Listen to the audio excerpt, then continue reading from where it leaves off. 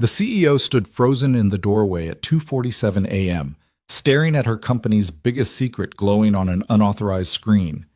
The man sitting there wasn't supposed to exist in this room.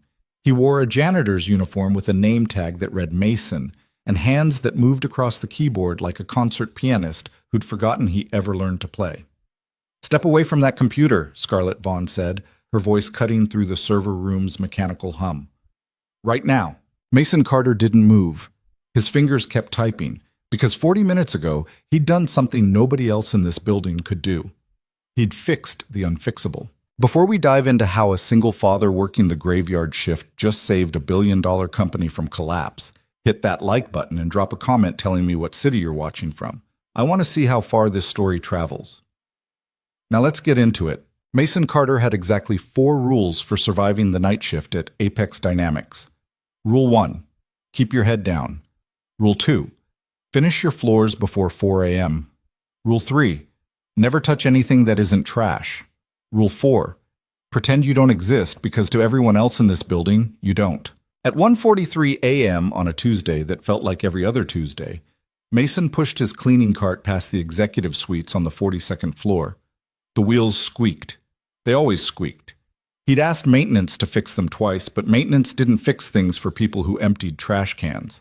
His daughter Lily was asleep 3 miles away in their studio apartment, watched by Mrs. Chen from 4B, who charged $30 a night and fell asleep by 10:30. Mason knew because he'd installed a cheap camera above their front door. Every night around 2, he'd pull out his phone and check the grainy feed. Lily would be curled under her dinosaur blanket. Mrs. Chen would be snoring in the armchair. It was the only 15 seconds of his shift that didn't feel like drowning. Tonight, the executive floor was silent, except for the building's ventilation system and the distant hum of servers. Rain hammered against floor-to-ceiling windows that overlooked a city Mason used to think he'd conquer. That was 7 years ago, before everything fell apart.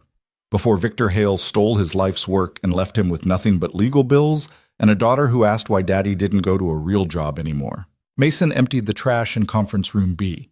Someone had left half a sandwich, roast beef on sourdough. His stomach twisted.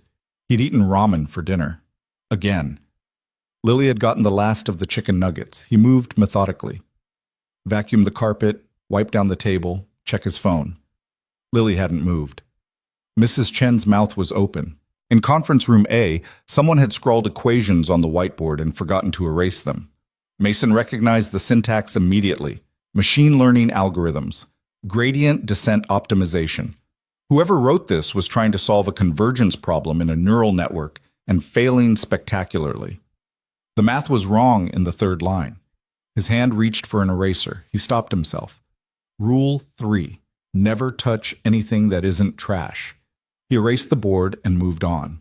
The CTO's office was locked, as always. Victor Hale didn't work night shifts. Victor Hale worked country club hours, gave TED Talks, and accepted awards for innovations he'd stolen from the man currently emptying his trash can. Mason had watched one of those talks once. Victor stood on a stage in a $5,000 suit, explaining the breakthrough he'd achieved in adaptive AI systems.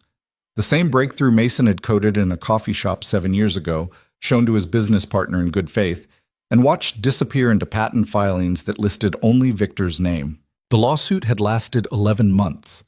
Mason's lawyer was $300 an hour. Victor's lawyers were a fleet.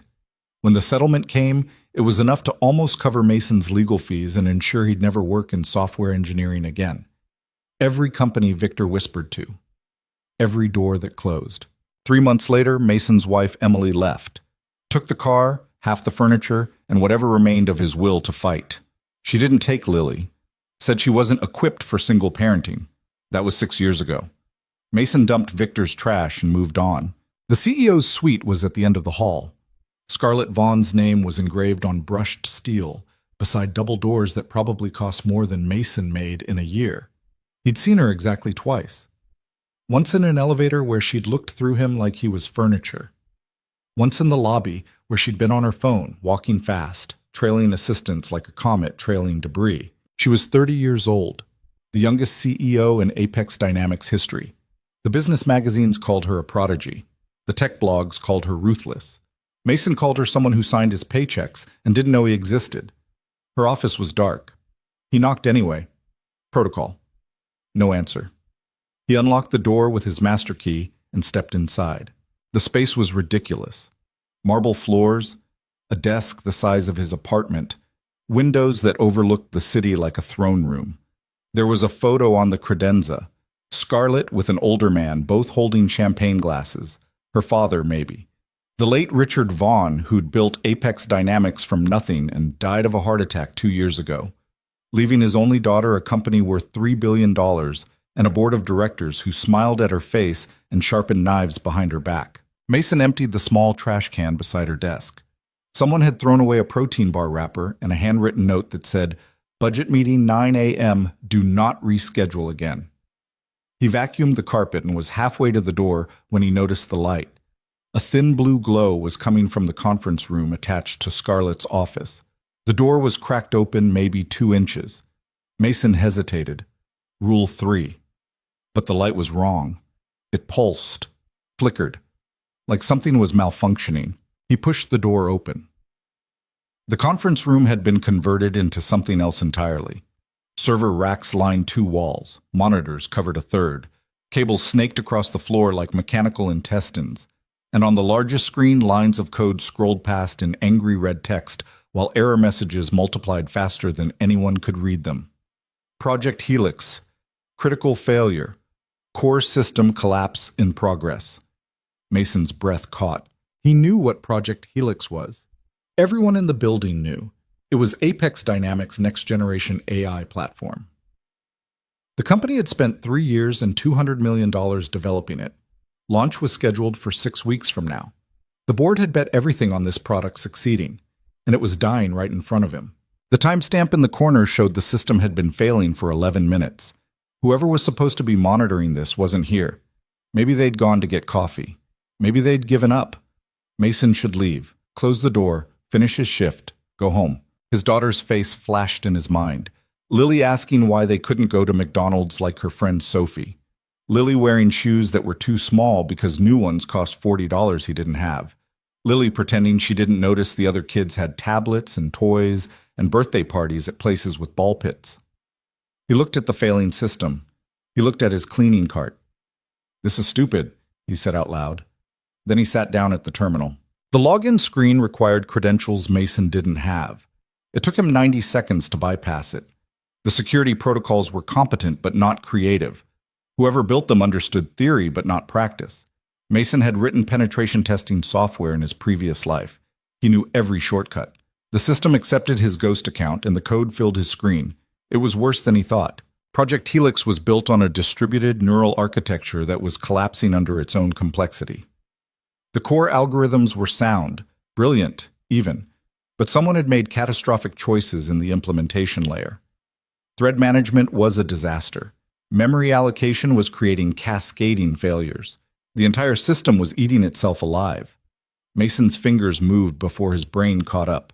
He pulled up the kernel logs, found the error propagation patterns, traced them back to a single module that had been modified 8 days ago by someone with the username VHALE. Victor. Of course it was Victor. The modification was trying to optimize processing speed by parallelizing operations that couldn't be parallelized. It was the kind of mistake a first-year computer science student would make. The kind of mistake someone made when they didn't actually understand the code they were working with. Mason felt something cold settle in his chest. Victor had stolen his work 7 years ago, but he'd never understood it. Not really. He'd memorized enough to present it, to defend it in meetings, to build a career on it. But when it came time to actually engineer something new, he floundered. And now the company's entire future was failing because the CTO didn't know what he was doing. Mason created a backup of the existing system. Then he started rewriting. His hands remembered. Muscle memory from years he'd spent living and breathing code. When he used to stay up until 4 in the morning, not because he was working a night shift, but because he'd get lost in the pure logic of solving impossible problems. When programming felt like composing music instead of cleaning up someone else's mess. He rebuilt the thread architecture from scratch, rewrote the memory management protocols, stripped out Victor's modifications, and replaced them with elegant solutions that actually worked. The error messages began to slow. 23 minutes in, the cascade stopped. 31 minutes in, the system stabilized. At 40 minutes and 12 seconds, every screen turned green. Project Helix operating normally. All systems functional. Mason sat back in the chair and released a breath he didn't know he'd been holding. The rain outside had stopped. The city lights reflected off wet windows. His phone buzzed. Mrs. Chen had texted. Lily coughed twice but went back to sleep, still charging $30. He needed to leave, clear his access logs, pretend this never happened. He was closing the terminal when he heard the door open behind him. "Who the hell are you?" The voice was cold, controlled, female. Mason turned slowly. Scarlett Vaughn stood in the doorway wearing a black coat over what might have been pajamas or might have been expensive loungewear. Her dark hair was pulled back. No makeup. She looked younger than her photos and more tired than anyone should look at 2:47 in the morning. She also looked furious. "I asked you a question," Scarlett said. Her eyes moved from his face to his uniform to the glowing screens behind him. "Who are you and why are you inside my private server room?" Mason stood up slowly, kept his hands visible. "My name is Mason Carter. I'm on the cleaning crew." "The cleaning crew?" Her voice could have cut glass. "The cleaning crew that has access to Project Helix?" "No, I bypassed the security." Scarlett's expression didn't change, but something shifted behind her eyes. "You bypassed enterprise-grade encryption to access classified systems." The encryption was adequate, not enterprise-grade, and yes. "Why?" Mason gestured at the screens. "Because it was failing. 11 minutes into a critical cascade when I found it. Nobody was here. I fixed it." "You fixed Project Helix," Scarlett pulled out her phone, "in 40 minutes. 40 minutes and 12 seconds. My team has been trying to stabilize that system for 9 weeks. Your team didn't know what they were looking at." Scarlett's finger hovered over her phone. "I'm calling security." "That's your choice," Mason said. He was surprised by how calm his voice sounded. Maybe because he'd already lost everything once. There wasn't much left to take. "But first, you should know the problem wasn't random. Someone on your staff deliberately modified core algorithms in a way guaranteed to cause failure, either through incompetence or sabotage." Scarlett lowered the phone slightly. "Explain." Mason pulled up the modification logs. 8 days ago, someone with admin credentials rewrote the neural threading architecture. They parallelized sequential operations, which created race conditions in the processing queue. The system was designed to fail under load. It would have collapsed completely within 72 hours. "Who made the modifications?" Mason showed her the username, VHALE. He watched Scarlett's face as she processed it. She was good at hiding reactions, but not perfect. Her jaw tightened almost imperceptibly. "Victor Hale is our chief technology officer," she said. "I know who he is. He's also one of the most respected engineers in the industry. He's also the person who stole my work 7 years ago and destroyed my career." The words came out before Mason could stop them. He hadn't planned to say it, hadn't planned any of this. Scarlett was very still. "That's a serious accusation." "It's a documented fact. I can prove it. But that's not why I'm telling you." Mason pointed at the screen. "I'm telling you because Victor Hale doesn't understand the systems he's responsible for. He never did. And if he's the one managing Project Helix, it's going to fail. Not because of bad luck, because he's fundamentally incapable of doing the job." "And you can do the job."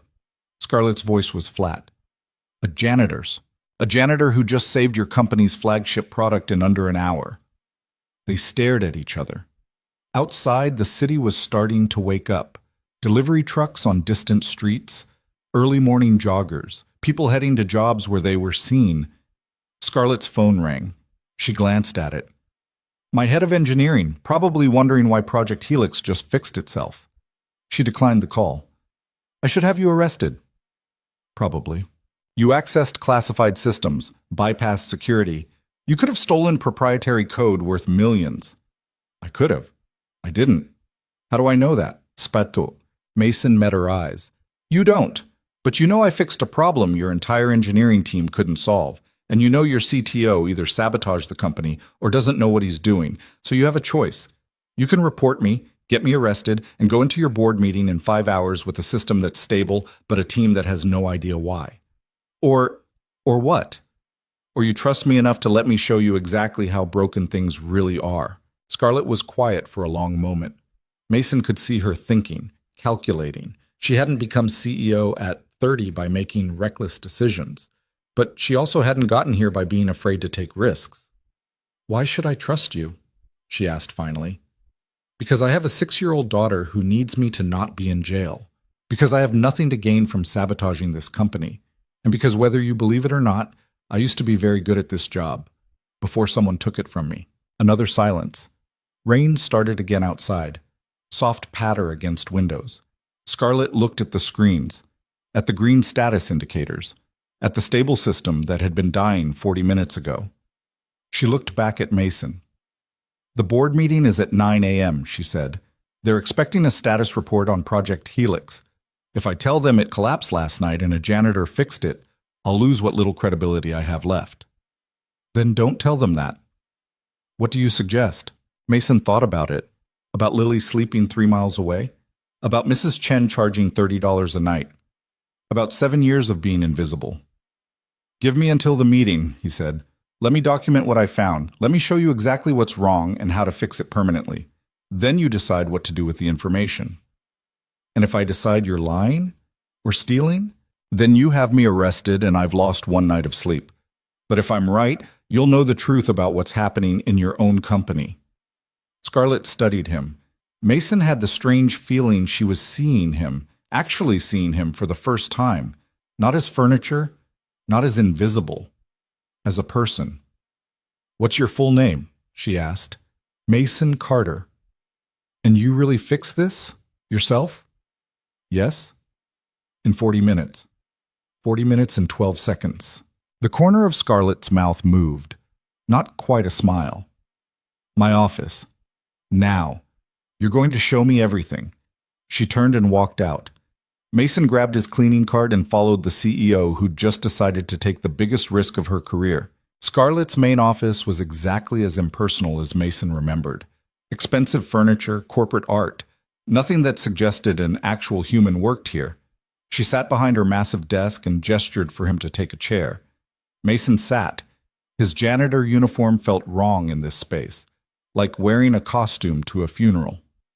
Start from the beginning, Scarlett said, and don't leave anything out. So Mason talked. He told her about 7 years ago, about developing a revolutionary AI architecture in a coffee shop while working 3 part-time jobs. About showing it to his business partner Victor Hale, who he'd trusted completely. About Victor filing patents under his own name. About the lawsuit Mason couldn't afford to fight properly.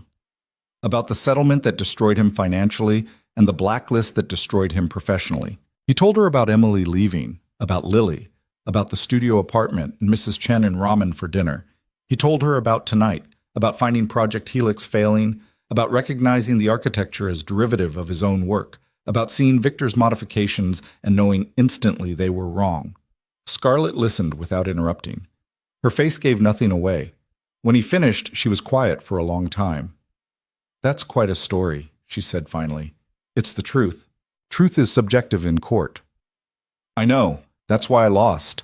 Scarlett pulled up something on her computer. Victor Hale joined Apex Dynamics 8 years ago. He was hired specifically because of his work on adaptive AI systems. That work is the foundation of Project Helix. That work is my work.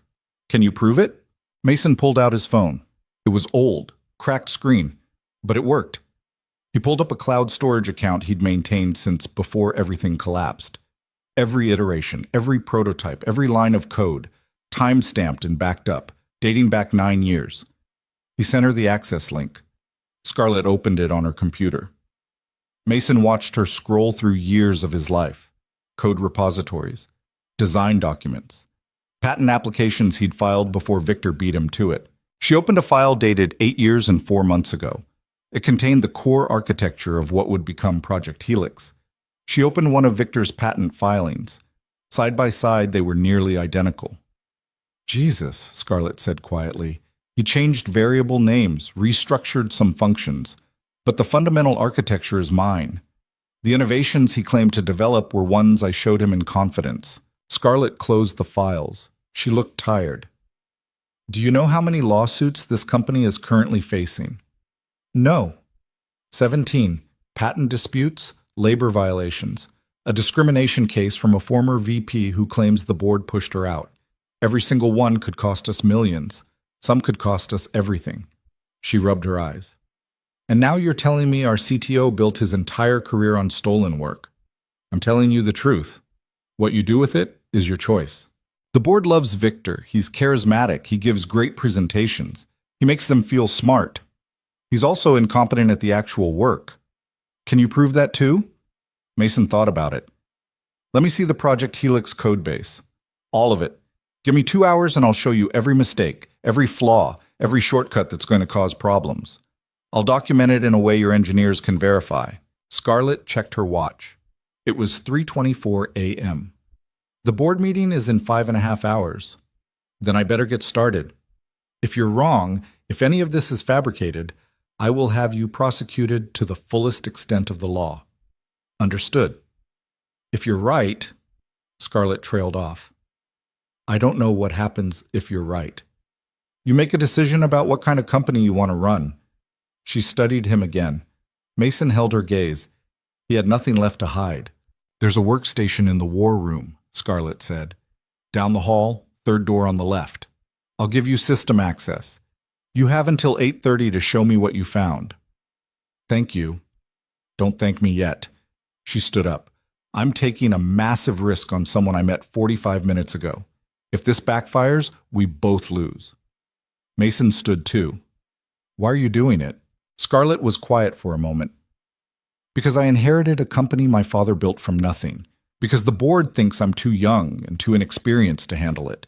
Because I'm tired of smiling at men who underestimate me. And because if there's even a chance you're telling the truth, I need to know. She walked to the door and opened it. The war room. 2 hours. Don't make me regret this. Mason walked past her into the hallway. His cleaning cart was still sitting outside the server room. His phone buzzed. Mrs. Chen. She's fine. Stop checking. He checked anyway. Lily was still asleep. Mason found the war room. It was smaller than Scarlett's office, but more functional.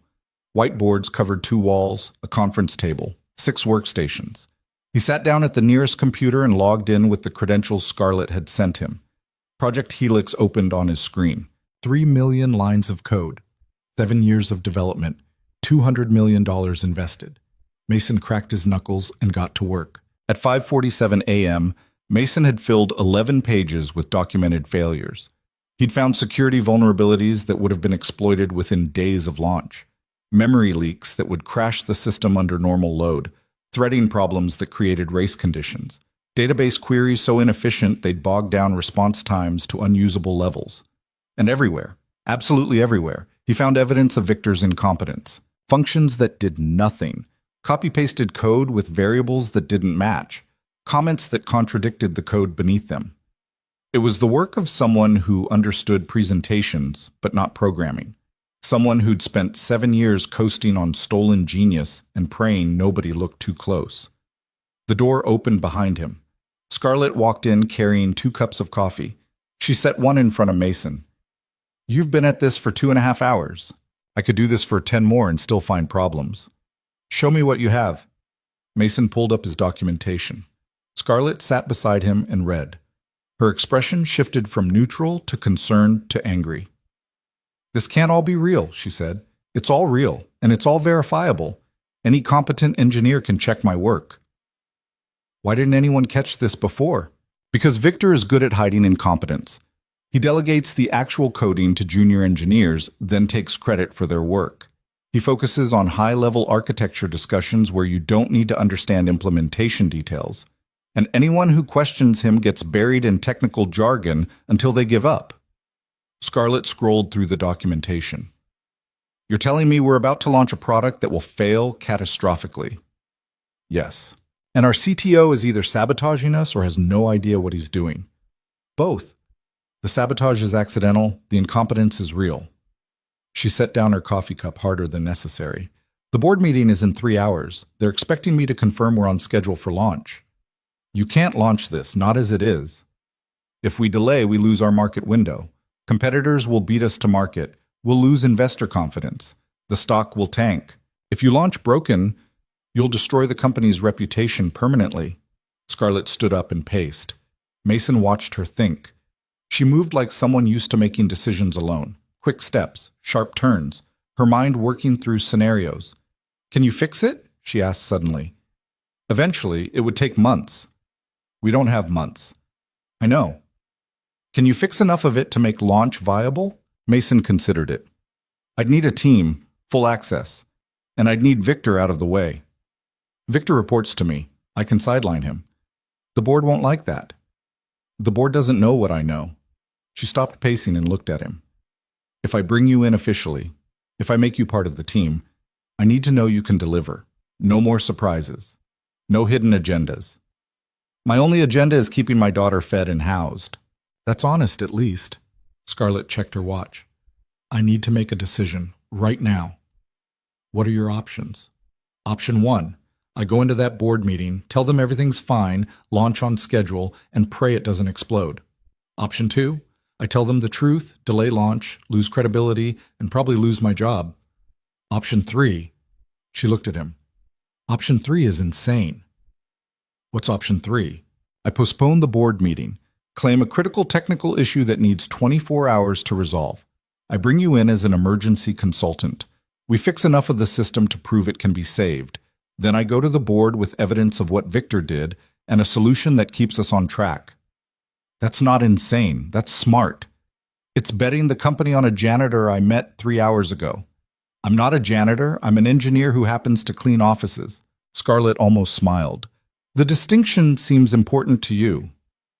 It is. She pulled out her phone, started typing. I'm sending an email to the board. Technical complications. Meeting postponed to tomorrow. Emergency system maintenance required. They'll ask questions. Let them. I'm the CEO. I make the calls. She hit send. There. Done. We have 24 hours. Mason felt something shift in his chest. Hope, maybe. Or terror. What do you need from me? Everything you've got. I'm bringing in my top engineers. You're going to walk them through every problem you found. If they verify your work, if this is all real, we move forward. If they find holes in your analysis, security escorts you out, and we never speak of this again. Fair. And Mason? Scarlett's voice was serious. I'm trusting you. Don't make me look like an idiot. I won't. She headed for the door, then stopped. One more question. Why did you help? You could have let Project Helix fail. You could have watched Victor crash and burn. Why didn't you? Mason thought about Lily, about Mrs. Chen, about 7 years of being invisible. Because I'm tired of watching incompetent people succeed while good work gets buried, he said. And because maybe I wanted to prove I still know how to do this. Scarlett nodded slowly. Get some rest. We start at 7. What about my shift? I'm supposed to finish cleaning. Your shift just changed. She walked out. Mason sat alone in the war room. The sun was starting to rise. Light crept across the city. His phone buzzed. Mrs. Chen. She's awake. Wants pancakes. Told her you'd call. Mason dialed. Lily answered on the second ring. Daddy? Hey, sweetheart. Mrs. Chen says you're still at work. Yeah, something came up. Are you cleaning? Mason looked at the screens full of code, at the documentation that might save a company or destroy his life. Something like that. Can we have pancakes for dinner? Sure, baby. Pancakes for dinner. With chocolate chips? Mason smiled despite everything. With chocolate chips. Okay, love you, Daddy. Love you too. He hung up and stared at the city waking up beyond the windows. Somewhere out there, people were heading to jobs where they mattered, where they were seen, where their work had value. For the first time in 7 years, Mason Carter was one of them, even if it only lasted 24 hours. At 6:52 a.m., Mason stood in front of a bathroom mirror on the executive floor, staring at a face that hadn't slept in 23 hours. His janitor uniform was wrinkled. His eyes were bloodshot. He looked like exactly what he was, a broke single father who'd just bet everything on a company that had already destroyed him once. He splashed cold water on his face and tried to remember the last time he'd presented technical work to actual engineers. 3 years ago, maybe. A freelance gig fixing someone's database that paid $200 and led nowhere. Before that, it was 7 years of silence. His hands were shaking. The bathroom door opened and a man in an expensive suit walked in. He glanced at Mason, did a double take at the uniform, then proceeded to ignore him completely while checking his hair in the mirror. Mason dried his face and walked out. The war room had transformed. 6 engineers sat around the conference table with laptops open and coffee cups scattered like shell casings. They ranged from mid-20s to late 40s. All of them looked skeptical. Scarlett stood at the head of the table in a different outfit than 3 hours ago. Charcoal blazer, white shirt, looking every inch the CEO who'd gotten a full night's sleep instead of none. "Everyone's here," she said when Mason entered. "Let's begin." The engineers turned to look at him. Mason saw the exact moment they registered his uniform, saw their expression shift from curiosity to confusion to poorly hidden contempt. A woman in her 30s with sharp features and sharper eyes spoke first. "I'm sorry, is maintenance joining us?" "This is Mason Carter," Scarlett said. "He's the consultant I brought in to review Project Helix." "The consultant?" The woman's tone could have stripped paint. "In a janitor uniform. Rachel, I don't pay you to comment on dress code." Scarlett's voice was pleasant and absolute. "I pay you to verify technical claims, so let's focus on that." Rachel's jaw tightened, but she stayed quiet. Scarlett gestured to Mason. "Show them what you found." Mason connected his laptop to the main display. His documentation filled the screen. 11 pages of system failures, security vulnerabilities, and architectural disasters. "Project Helix has critical flaws in 7 major subsystems," Mason said. His voice sounded steadier than he felt. "Thread management creates race conditions under normal load. Memory allocation has leaks that will crash the system within 48 hours of sustained use. Database queries are structured so inefficiently that response times will be unusable at scale. Security protocols have vulnerabilities that would be exploited within days of public launch." He pulled up code samples. "These aren't theoretical problems. They're verifiable failures. Anyone in this room can check my work." A younger engineer named David leaned forward. "Can you walk us through the threading issues?" Mason did. He showed them the parallelization problems in the neural processing core. Showed them how Victor's modifications had created timing conflicts that would cause random failures impossible to debug in production. David's expression changed as he followed the logic. "Jesus, that would explain the intermittent crashes we've been seeing." "You've been seeing crashes?" Scarlett asked sharply. "For 3 weeks, Victor said they were hardware issues." "They're not hardware issues." Mason pulled up more examples. The pattern matches exactly with race conditions in the threading layer. Rachel was typing fast on her laptop. "I'm checking the codebase against your documentation." She sounded angry, like Mason existing was a personal insult. "If you're wrong about any of this..." "I'm not wrong. Check the commit history. Check the timestamps. Cross-reference with the crash logs David mentioned." The room went quiet except for the sound of fingers on keyboards. Mason watched 6 engineers verify his work, watched their faces change as they realized he was right about everything. An older engineer named Steven pulled up the security vulnerabilities. "These authentication bypasses, if this shipped, we'd be compromised in less than a week." "Minimum," Mason said. "Why didn't our security audit catch this?" Steven looked at Scarlett. "When was the last security audit?" she asked. Victor said he handled it internally. "Did anyone actually see the audit report?" Silence. Scarlett's expression went cold. "So we've been operating on trust. Perfect." Rachel looked up from her laptop. "The memory leaks are real.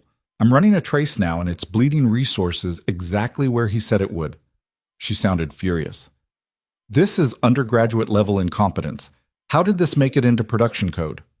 "Because Victor Hale doesn't understand the systems he's responsible for," Mason said. "He's been coasting on stolen work for 7 years and nobody looked close enough to notice." "Stolen work?" Rachel's voice was ice. "That's a serious accusation coming from someone who showed up in a janitor uniform." "Rachel," Scarlett's tone was a warning. "No, I want to hear this." Rachel stood up. "You're telling us our CTO, someone with 20 years of industry experience, is incompetent? Based on what credentials? Where did you even come from?" Mason met her eyes. "I came from the night shift where I empty your trash cans. Before that, I came from a lawsuit I couldn't afford to win. And before that, I came from a coffee shop where I designed the architecture Victor built his career on." "Prove it," I already did. It's in the documentation I sent Scarlett. Time-stamped code repositories going back 9 years. Patent applications filed before Victor filed his. Original design documents. You want to verify my credentials? Start there. Rachel looked at Scarlett. Is this true? I've reviewed his evidence, Scarlett said carefully. It's compelling enough that I want independent verification, which is why you're all here. David pulled up something on his screen. I'm looking at the core architecture patents, the ones filed under Victor's name. He went quiet. And I'm looking at the cloud repository Mason just shared. Another pause. These are identical, except Mason's versions are dated 8 months earlier. Stephen checked the same files. His face went pale. The neural threading protocols, the adaptive learning algorithms, even the variable naming conventions match. This isn't coincidence. Rachel was reading fast. Mason watched her process it, watched her face shift from anger to shock to something else. If this is real, if Victor actually stole this, then we've been building the company's future on a foundation of fraud, Scarlett finished, which is why we need to fix this quietly and quickly before it becomes public knowledge. How? Rachel demanded. We launch in 6 weeks. You're talking about months of rewrites. I'm talking about triage, Scarlett said. We fix the critical failures. We patch the security holes. We stabilize enough to launch safely while rebuilding the deeper architecture in parallel. That's not possible. It's possible if we have the right team. Scarlett looked at Mason. Tell them your plan. Mason pulled up a project timeline he'd drafted at 5 a.m. while running on coffee and spite. We can't rebuild everything in 6 weeks, but we can fix the failures that will kill us. Priority 1 is thread safety. We rewrite the neural processing core with proper synchronization. That's 2 weeks of focused work with the right people. 2 weeks? Rachel laughed without humor. You think you can rewrite core systems in 2 weeks? I think I can rewrite them in 10 days if I have engineers who know what they're doing and don't waste time questioning every decision. Rachel's eyes narrowed. Engineers like who? Engineers like you, David, Stephen, people in this room who actually understand the code. Mason met her stare. I don't need people who trust me. I need people who can verify I'm right and move fast. David was nodding slowly. If we focus purely on the critical path, if we cut out meetings and approval chains and just let the engineering happen, it's still aggressive, Stephen said. But it's not impossible. Rachel looked at Scarlett. This is insane. You're betting the company on a janitor.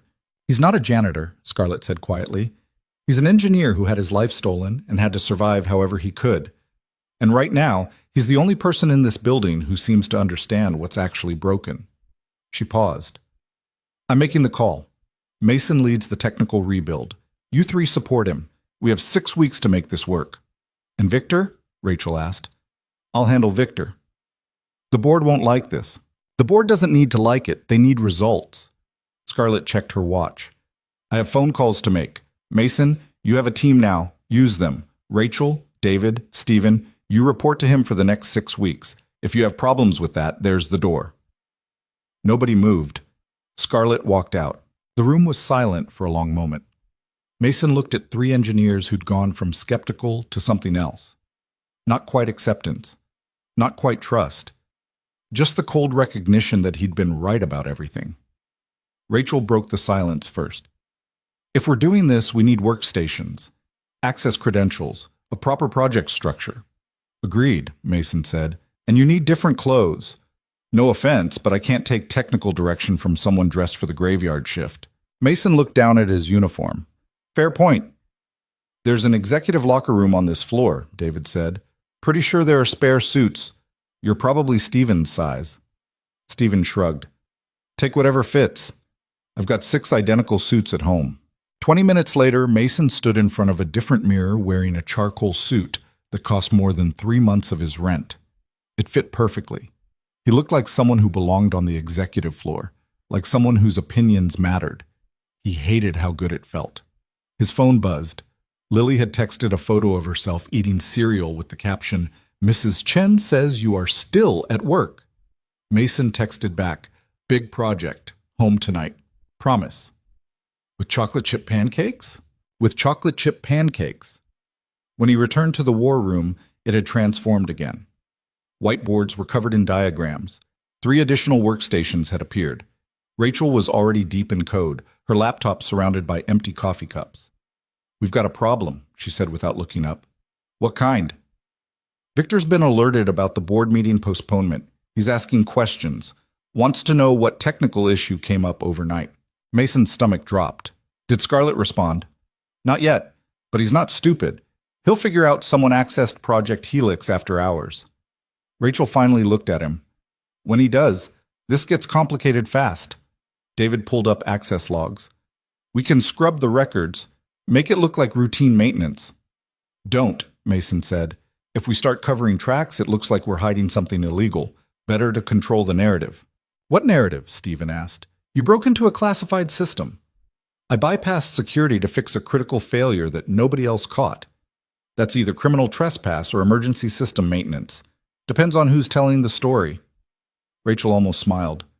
"You've thought about this." "I've had 7 years to think about it." His phone rang. Unknown number. Mason answered. "Mason Carter?" A man's voice, smooth, confident, familiar in a way that made Mason's chest tighten. "Who is this?" "Victor Hale. I understand you've been making quite an impression this morning." The room went dead silent. Mason put the phone on speaker. "Mr. Hale," Mason said carefully. "What can I do for you?" "You can start by explaining why you accessed Project Helix without authorization." "I fixed a critical system failure. The project was crashing. Nobody else was available. A janitor fixed Project Helix." Victor's tone was amused, condescending. "That's the story you're going with?" "It's not a story. It's documented fact. The logs show you bypassed enterprise security at 2:17 a.m. and spent 40 minutes inside our most sensitive system. That's corporate espionage, Mr. Carter. That's a felony." Rachel was typing furiously. She pulled up something and showed Mason Victor's calendar. He was in the building, 3rd floor. "Where are you right now?" Mason asked. "That's not relevant." "It's relevant if you're about to walk into this war room and make accusations. You can't back up." A pause. "I'm heading to Scarlett's office. I suggest you meet me there in 10 minutes. We're going to discuss your very short future with this company." The line went dead. David looked at Mason. "He's going to try to get you arrested." "Probably." "What are you going to do?" Mason thought about it. About 7 years of running. 7 years of staying quiet. 7 years of letting Victor win. "I'm going to tell the truth," he said, "and let Scarlett decide what happens next." Rachel stood up. "We're coming with you." "You don't have to. We verified your work. All of it. If Victor wants to claim you're lying, he'll have to call us liars too." She grabbed her laptop. "And I've been waiting 3 years to tell that arrogant bastard he doesn't know what he's doing." Stephen and David stood too. "Guess we're doing this," Stephen said. They walked together down the executive hallway. Mason in a borrowed suit that fit like armor. 3 engineers who'd gone from skeptics to something like allies in the span of 2 hours. Past offices belonging to people who'd never noticed him. Past conference rooms where decisions about his life had been made without him. Scarlett's assistant looked up when they approached. "She's expecting you, but Mr. Hale is already inside." "Perfect," Rachel said. Mason opened the door. Victor Hale stood beside Scarlett's desk like he owned it. He was exactly how Mason remembered. Tall, handsome, expensive suit, smile that never reached his eyes. He'd gained weight in 7 years, softer around the edges. Success looked good on him. It always did on people who stole it. "Mason?" Victor's smile widened. "It's been a long time." "Not long enough." Scarlett sat behind her desk, looking calm and dangerous. "Victor, you wanted this meeting. Talk." "I wanted to discuss the security breach that happened last night." Victor gestured at Mason. "This man illegally accessed Project Helix. He bypassed classified systems. That's a fireable offense at minimum, likely criminal.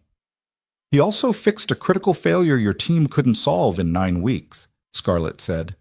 He had no authorization. He had a system that was crashing and no engineers available. He made a judgment call. It worked." Victor's expression hardened slightly. "With all respect, Scarlett, you don't understand the technical complexity here. Mason is maintenance staff. He has no training.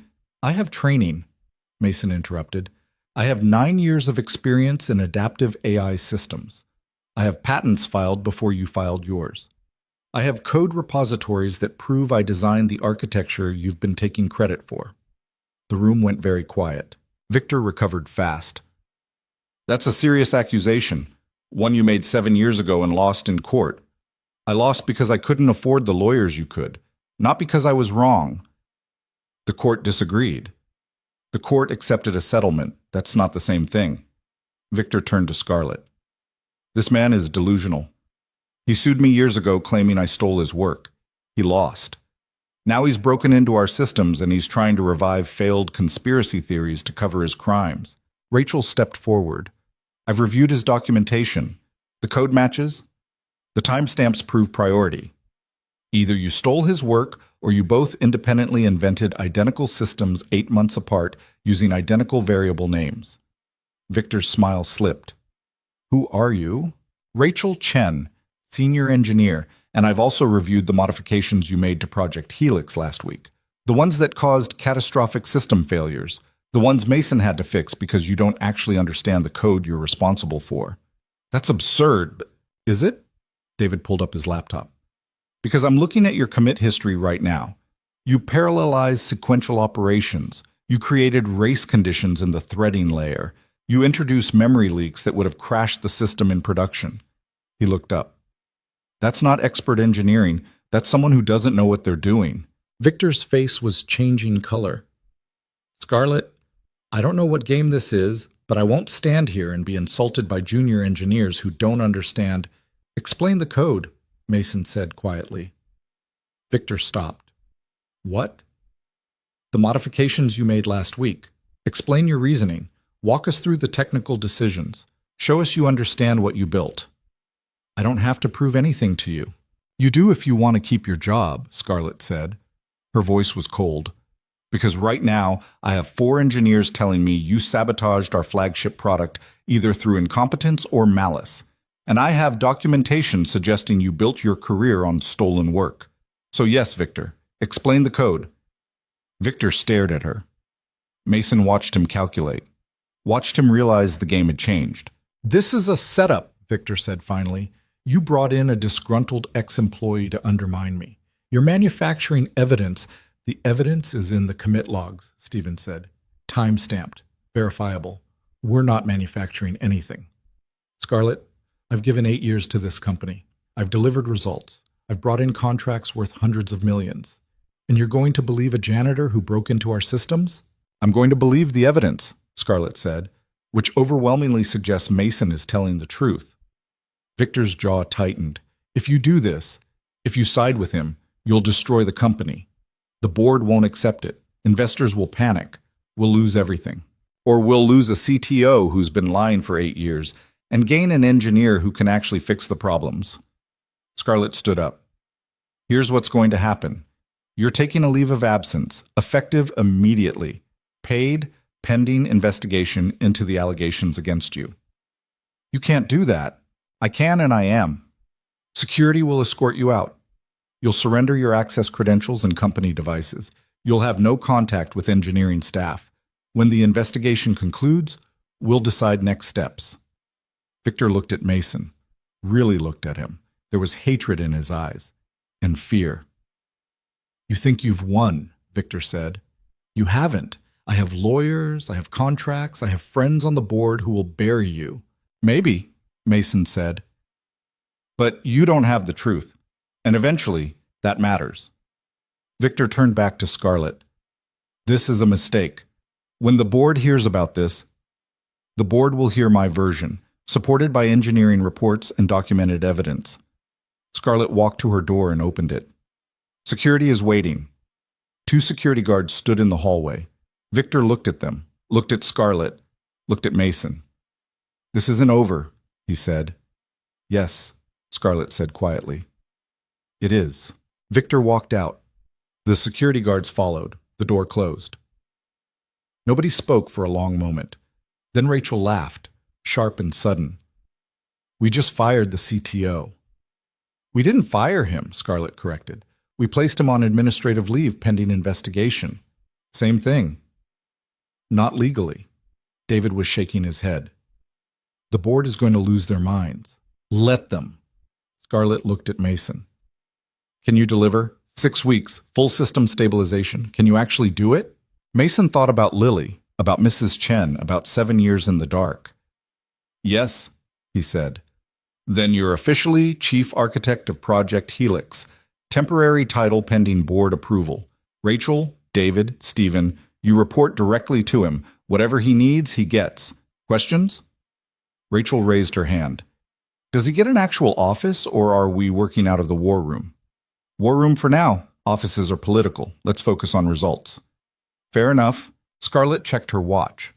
I have 17 phone calls to make before the board meeting tomorrow. They're going to ask questions about the postponement. I need progress to show them. You'll have it, Mason said. Scarlett nodded and walked out, already dialing her phone. The engineers looked at Mason. So, Stephen said, Chief Architect. That's new. Temporary Chief Architect? Still. Hell of a promotion from the night shift. Mason couldn't help but smile. Yeah, it really is. Rachel pulled out her laptop. We should get started. 2 weeks to rewrite the threading core is aggressive even with optimistic estimates. Then we better be pessimistic and work faster. Mason headed for the door. I need to make a phone call. Give me 5 minutes. He stepped into the hallway and dialed Mrs. Chen. She answered on the third ring. Is Lily okay? Lily's fine. I need to ask a favor. Can you watch her tonight? Maybe tomorrow too. I'll pay double. What happened? You in trouble? Opposite of trouble. I got a job. A real one. Mrs. Chen was quiet.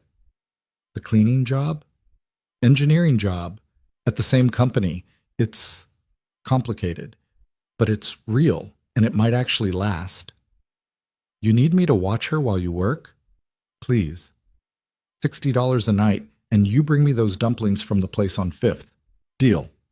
And Mason? Congratulations. It's about time something good happened. Mason hung up and stood in the hallway of a building where he'd been invisible for 6 years, where he'd emptied trash and cleaned floors and pretended not to exist. His phone buzzed. Lily.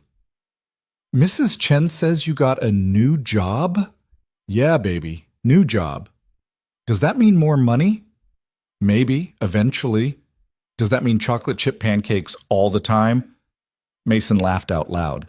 Let's start with tonight and see what happens. Okay, love you, Daddy. He put his phone away and walked back into the war room where 3 engineers were already arguing about threading protocols and memory allocation. Mason sat down at a workstation, opened Project Helix, looked at 3 million lines of code that needed fixing. All right, he said. Let's build something that actually works. Rachel glanced up. Where do we start? Mason pulled up the core architecture. We start by tearing out everything Victor built and replacing it with something that won't collapse the first time someone actually uses it. Aggressive. I like it. Good. Because we have 6 weeks to pull off something that should take 6 months. Mason looked at the team. So let's stop talking and start coding. They did. And somewhere 3 miles away, a 6-year-old girl ate cereal and dreamed about pancakes while her father rebuilt the future he'd lost 7 years ago. The board meeting started at 9 o'clock the next morning, and Mason wasn't invited. He sat in the war room with Rachel, David, and Stephen, staring at code while Scarlett walked into a conference room 3 floors down to face 12 people who could end her career with a single vote. They'd been coding for 19 straight hours. Mason's eyes burned. His borrowed suit smelled like coffee and stress. She's been in there for 40 minutes, David said, checking his watch for the 5th time in 10 minutes. Stop checking, Rachel muttered without looking up from her screen. It doesn't make time move faster. What do you think they're saying? Probably that she's lost her mind. Rachel typed something, deleted it, typed it again. That she fired the CTO based on the word of a janitor. That she's gambling the company on a stranger. She didn't fire him, Stephen said. Administrative leave. Tell that to the board. Mason's phone buzzed.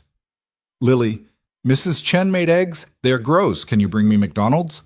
He texted back, busy today, baby. Eat the eggs. They are so gross, Daddy.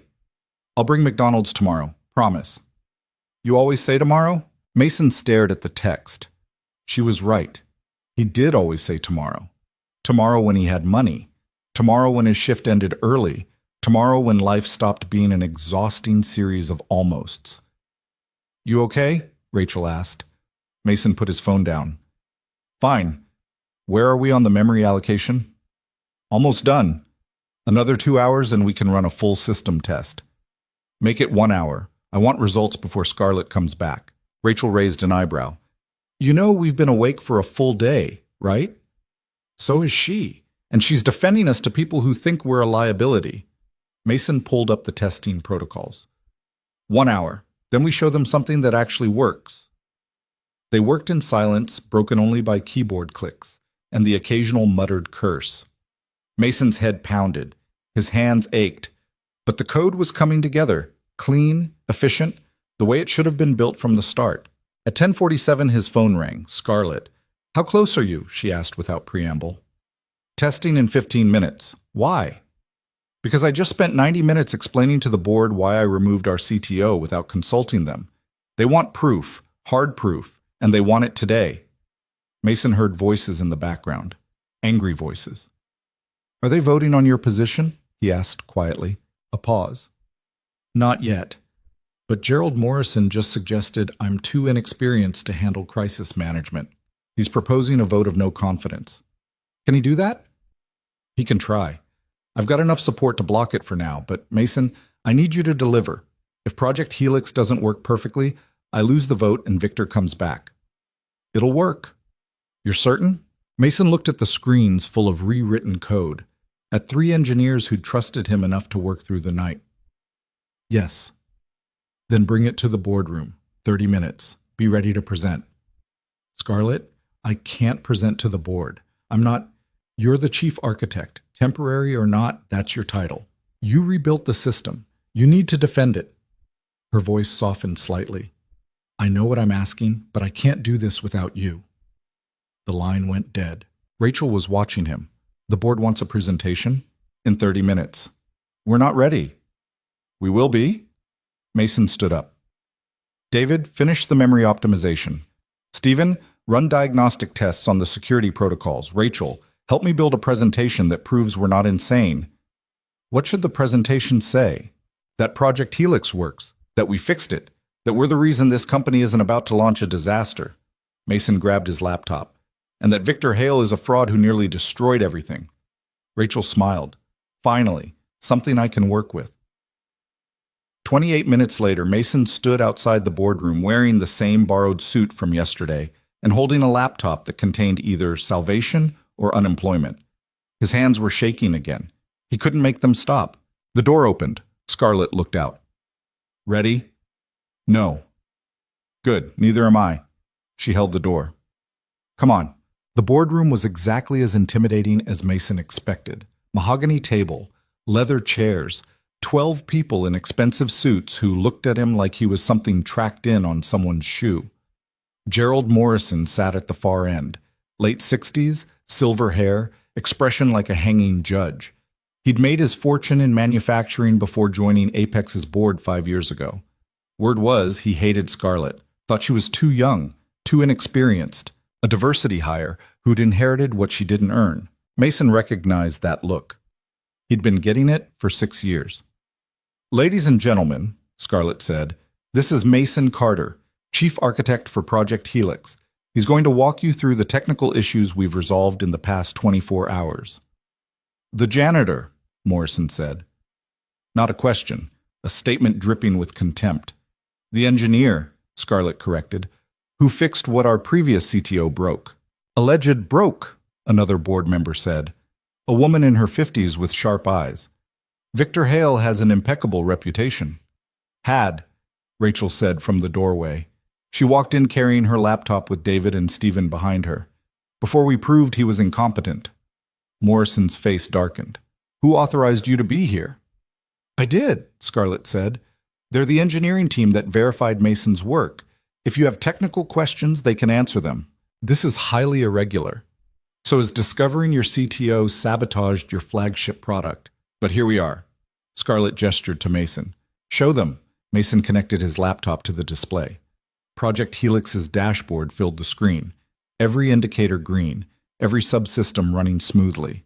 48 hours ago, Mason began, Project Helix was in critical failure. The system was crashing every 11 minutes. Core algorithms were collapsing. We were weeks away from launching a product that would have destroyed this company's reputation and opened you to lawsuits worth hundreds of millions. He pulled up the error logs from 2 nights ago. Red text everywhere, cascading failures, system meltdown in progress. These failures were caused by modifications made by Victor Hale 8 days ago. He parallelized operations that required sequential processing, created race conditions in the threading layer, introduced memory leaks that would crash the system under normal load. Morrison leaned forward. You're saying Victor deliberately sabotaged Project Helix? I'm saying he modified code he didn't understand and created catastrophic failures as a result. Whether that's sabotage or incompetence is above my pay grade, but the result is the same. Mason showed them the code. Victor's changes highlighted in red, his own fixes in green. This is the neural processing core. Victor's implementation parallelized operations A, B, and C simultaneously, but C depends on the output of B, and B depends on A. By running them in parallel, he guaranteed data corruption. David stepped forward. We verified every claim Mason made. The threading problems were real. The memory leaks were real. The security vulnerabilities were real. Project Helix was a disaster waiting to happen. And now? Morrison asked. Mason switched to live system monitoring. Now it works. We rewrote the threading architecture, fixed the memory allocation, patched the security holes. The system has been running stable for 14 hours under simulated load. 14 hours is hardly a comprehensive test, the sharp-eyed woman said. It's 14 more hours than Victor's version ever achieved. Rachel pulled up comparison data. His code crashed every 11 to 18 minutes. Ours hasn't crashed once. Stephen added, we've also run penetration testing on the security protocols. The vulnerabilities Mason identified would have been exploited within days of launch. Our patches closed those holes. The board members looked at each other, whispering. Mason couldn't hear what they were saying, but he could read the body language. Some impressed, some skeptical. Morrison just looked angry. You're asking us to believe, Morrison said slowly, that a man with no credentials, no verifiable employment history, and a history of litigation against Victor Hale somehow fixed our most important project in a single day. I'm not asking you to believe anything, Mason said. I'm showing you documented proof. The code is verifiable. The tests are replicable. Anyone in this room with technical knowledge can check my work. I don't have technical knowledge. I have common sense. And common sense says this is a personal vendetta dressed up as engineering. Then verify it independently. Hire an outside firm. Bring in consultants. I'll give you every line of code I wrote. Mason met Morrison's eyes. Because I'm not afraid of scrutiny. Are you? The room went very quiet. Morrison's face flushed. Are you suggesting? I'm suggesting that if you're confident in Victor's competence, you should have no problem letting independent experts review his work. Mason pulled up the patent comparison Rachel had prepared. While they're at it, they can compare Victor's patents to the code repositories I filed 8 months before he filed his. They can verify the timestamps, check the commit history, validate that everything I've said is true. This is ridiculous, Morrison said. Scarlett, I move that we end this presentation and return to the matter at hand, your unauthorized removal of a senior executive. It wasn't unauthorized, Scarlett said calmly. I have full authority to place staff on administrative leave pending investigation, which is exactly what I did, without consulting the board. The board doesn't manage day-to-day personnel decisions. I do. The CTO is hardly day-to-day personnel. He is when he's actively damaging the company. Scarlett stood up. Here's what's happening. We're going to hire an independent forensic firm to review all of Mason's claims. They'll verify the code, validate the patents, confirm the timeline. When they're done, we'll have objective proof of whether Victor Hale is a brilliant engineer or a fraud. And if the review proves Victor innocent, Morrison asked, then we reinstate him with an apology and I'll accept whatever consequences the board decides. Scarlett looked around the table. But if the review proves Mason right, Victor is terminated for cause and we move forward with the team that actually fixed the problem. A board member in his 40s raised his hand. What happens to Project Helix in the meantime? We continue development under Mason's leadership, We meet our launch deadline. We deliver a product that actually works. With a team led by someone we hired 48 hours ago. With a team led by someone who's already delivered more results than our previous CTO managed in 9 weeks. Scarlett gestured to the green dashboard. Look at the system. It works. That's not theory. That's reality. Morrison stood up. I'm calling for a vote. We either reinstate Victor Hale immediately, or we accept Scarlett's proposal for an independent review. I second the motion, sharp-eyed woman said. The vote happened quickly. Show of hands. Mason watched people decide his future in real time. 7 votes for the independent review. 4 for reinstating Victor. 1 abstention.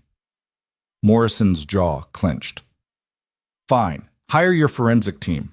But understand this, Scarlett. If you're wrong, if this is the personal crusade it appears to be, you're done. Not just as CEO, in this industry. I understand. And you?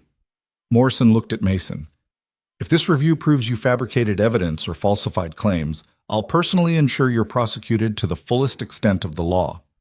Looking forward to it, Mason said. Morrison walked out. 3 other board members followed. The rest stayed behind, clustering around the presentation, asking technical questions.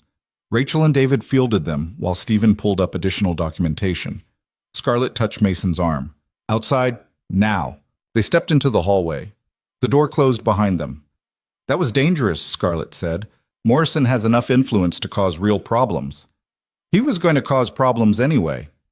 True, but you basically challenged him to a fight. He started it. Scarlett almost smiled. How are you this calm? I'm not. I'm terrified. But I've already lost everything once. There's not much left they can take. They can take your freedom. Morrison wasn't bluffing about prosecution. Neither was I about the evidence. Everything I showed them is true. The forensic review will prove it. Scarlett leaned against the wall. She looked exhausted. I just bet my career on you. I hope you realize that. I know. If the review goes wrong, it won't. But if it does, then we both lose. You lose your job. I lose my freedom. Lily loses her father. Mason's voice stayed steady. But that's not going to happen. Because I'm right. About all of it. Scarlett studied him. You're either the most confident person I've ever met, or the best liar. Can it be both? She laughed. Actually laughed. You're a strange person, Mason Carter. I get that a lot. Her phone rang. She glanced at it. The forensic firm I've used before. I should take this. Go. She answered and walked down the hall, already negotiating. Mason stood alone in the corridor watching executives pass by. Some ignored him, some stared, a few whispered. He didn't care. His phone buzzed. Mrs. Chen, Lily wants to know if you're coming home tonight. Tell her I'll be there by 8, with McDonald's. She'll believe it when she sees it. I know. Mason went back to the war room. Rachel was already there, surrounded by energy drink cans. How'd it go after we left? Mason asked. 3 board members want detailed technical documentation.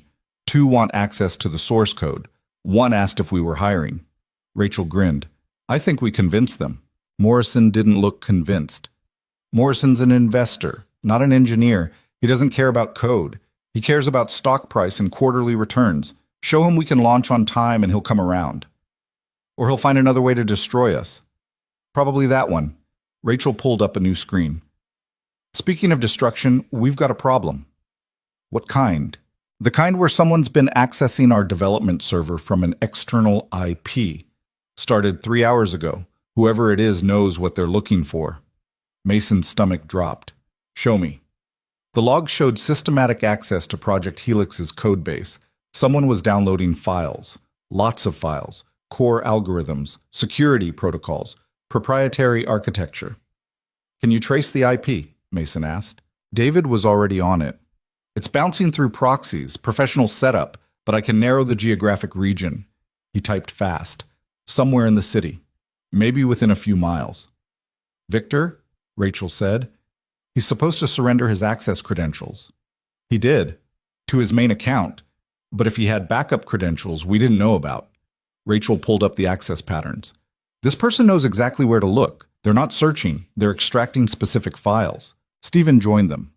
If Victor's stealing the code base, he could sell it to competitors, David finished, or use it to build his own version, claim we stole from him.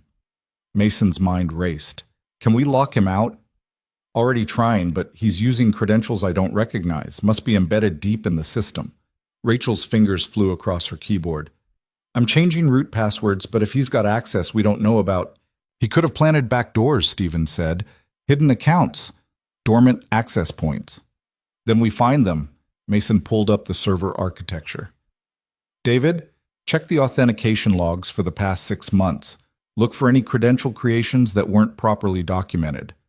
Rachel, audit the codebase for unauthorized access points. Stephen, work with me on mapping the system architecture. If Victor planted backdoors, they'll have a signature.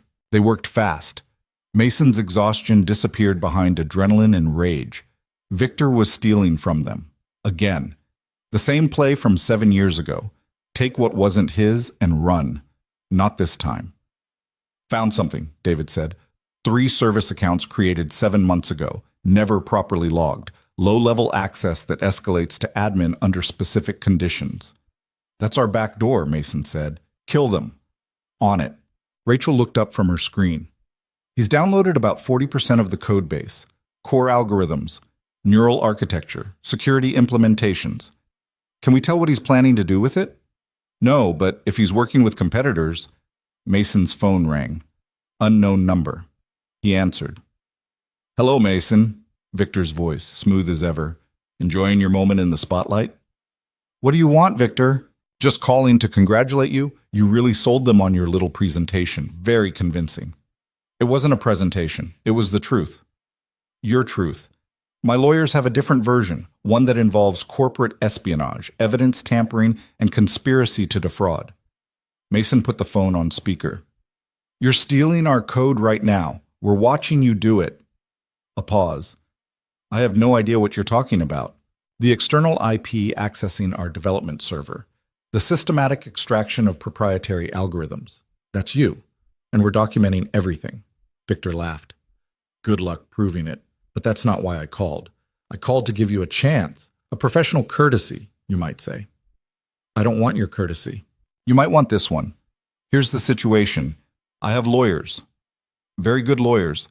They're preparing a lawsuit against you personally for defamation, fraud, and theft of trade secrets. We're also filing a criminal complaint for your illegal access to Apex systems. I fixed your mess. You committed corporate espionage, and when we're done, you'll be in prison and Scarlett will be out of a job. Unless. Unless what? Unless you disappear. Take whatever money she's paying you and walk away. Retract your statements about the patent theft. Admit you were mistaken. Do that, and I'll drop the charges. You can go back to your quiet life with your daughter. Mason's chest tightened. You're threatening my daughter? I'm protecting my reputation, which your daughter benefits from, incidentally, when her father isn't in prison. Rachel was typing furiously. She mouthed, keep him talking. And if I don't disappear? Mason asked. Then I destroy you. Again, just like last time. Except this time you won't walk away with a settlement. You'll walk away with a felony conviction. You're bluffing. Am I? I have 8 years of credibility at this company. Awards, published papers, patent filings. You have a night shift badge and a sob story. Who do you think they'll believe? David was writing something on a whiteboard. Got the IP location, apartment building, 2 miles from here. I think they'll believe the evidence, Mason said. The code that proves you stole my work. The forensic review that proves you're incompetent. The documentation that proves you sabotaged Project Helix. Documentation you had full access to modify. Evidence you could have fabricated. You really think a jury will believe a janitor over a respected CTO? I think a jury will believe time-stamped repositories and commit histories. I think they'll believe Rachel, David, and Stephen when they testify you don't understand your own code. Those 3 will say whatever Scarlett tells them to. She's paying them. She's paying them to tell the truth. Victor's voice hardened. Last chance, Mason. Walk away. Tonight. Or I bury you. Try it. Victor hung up. The war room was silent for a moment. Well, Rachel said. That was subtle. He's scared, Stephen observed. People don't threaten prison unless they're desperate. Mason looked at the IP trace on David's screen. Can we confirm it's actually him? Not without physical verification, but the location matches an address registered to a company Victor owns. Property records show it's a residential unit he uses as an office. So we know where he is and what he's doing. What we don't know is why. Mason pulled up the stolen files list. What's he planning to do with this code? Rachel scanned the list. If I wanted to cause maximum damage, I'd sell it to competitors before launch, destroy our market advantage, make Project Helix worthless before it even ships. Or he uses it to build his own version, David added. Beats us to market, claims we stole from him. Both scenarios end the same way, Stephen said. Apex loses, we lose, Victor wins. Mason's phone buzzed. Scarlett, forensic team starts Monday. Need you to prepare full documentation, every claim, every piece of evidence. He texted back. Victor just called. Threatened lawsuit and criminal charges. Also stealing code base from external IP. 3 dots appeared. Disappeared. Appeared again. Coming to war room now. 2 minutes later, Scarlett walked in. Tell me everything. Mason played her the recording. He'd started recording the moment he recognized Victor's voice. Old habit from the lawsuit days. Scarlett's expression darkened as she listened. He threatened your daughter. Implied threat. Technically legal. It's witness intimidation. His lawyers will say it was concern for my family. His lawyers can say whatever they want. This recording proves he's desperate. Scarlett looked at the IP trace. And you're certain he's stealing the code base? As certain as we can be without physically catching him, Rachel said. Then let's catch him. Everyone looked at her. You want to go to his apartment? David asked. I want to confirm what he's doing. If we can document active theft, that strengthens our position significantly. Scarlett checked her watch. It's 2:30. If he's downloading 40% of the code base, he'll need several more hours. We have time. This is crazy, Stephen said. If we're wrong, we're not wrong. Scarlett looked at Mason. Are we? Mason thought about it. About Victor's voice on the phone. About 7 years of running. About Lily asking why tomorrow never came. No, he said. We're not wrong. Then let's go prove it. They took Scarlett's car, a black Mercedes that probably cost more than Mason made in 5 years. Scarlett drove while Mason sat in the passenger seat, and Rachel, David, and Stephen crammed in the back with laptops. The address led to a modern building in a neighborhood Mason couldn't afford to walk through. Glass and steel, doorman out front, the kind of place where units started at $3 million. He's on the 8th floor, David said, checking property records. Unit 804. They parked across the street, watching the building. Mason felt absurd, like they were amateur detectives playing dress-up. What exactly is the plan? Rachel asked. We confirm he's there, document what we can, get evidence. Scarlett pulled out her phone. Then we call the police. The police won't care about code theft, Stephen said. They'll care about violation of a court order. Victor's leave conditions explicitly forbid accessing Apex systems or data. If he's actively stealing code, that's a breach. Mason's phone buzzed. Unknown number again. He answered. You're parked across the street, Victor said. I can see you from my window. Mason looked up. 8th floor. A silhouette in the window, watching them. You're stealing from us, Mason said. Prove it. We will. By then I'll be gone. And so will your code. Victor laughed. You should have taken my offer, Mason. Now you get nothing but legal bills and disappointment. Again. The silhouette moved away from the window. Scarlett was already calling someone. This is Scarlett Vaughn, CEO of Apex Dynamics. I need to report a theft in progress. She gave them the address. Explained the situation.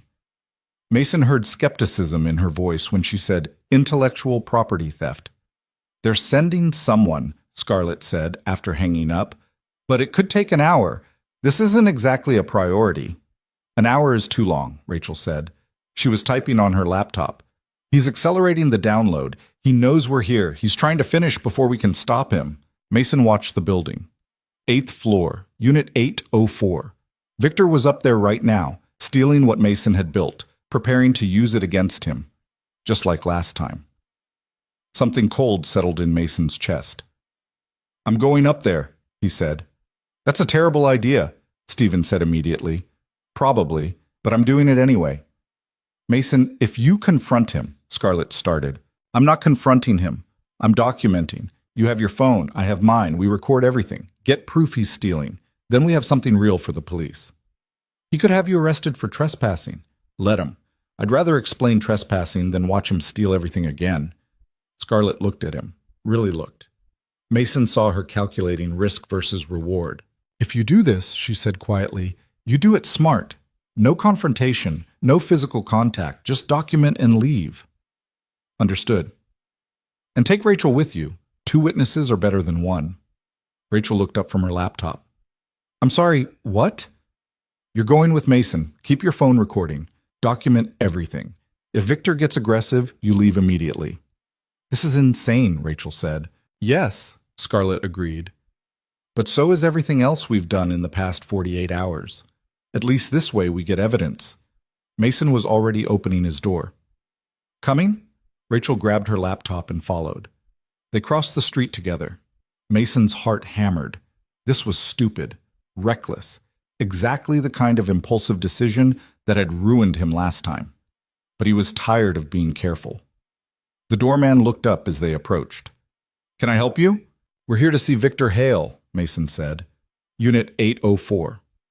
Is he expecting you? Yes. The lie came easily. The doorman checked something on his screen and waved them through. They took the elevator to the 8th floor. Rachel had her phone out, recording. Mason did the same. For the record, Rachel said, I think this is a terrible idea. Noted. But also kind of exciting. Also noted. The elevator doors opened. Unit 804 was at the end of a hallway that probably cost more per month than Mason's yearly rent. Mason knocked. Victor opened the door. He looked the same as always, expensive casual wear, perfect hair, smile that didn't reach his eyes. Behind him, Mason could see a laptop on a desk.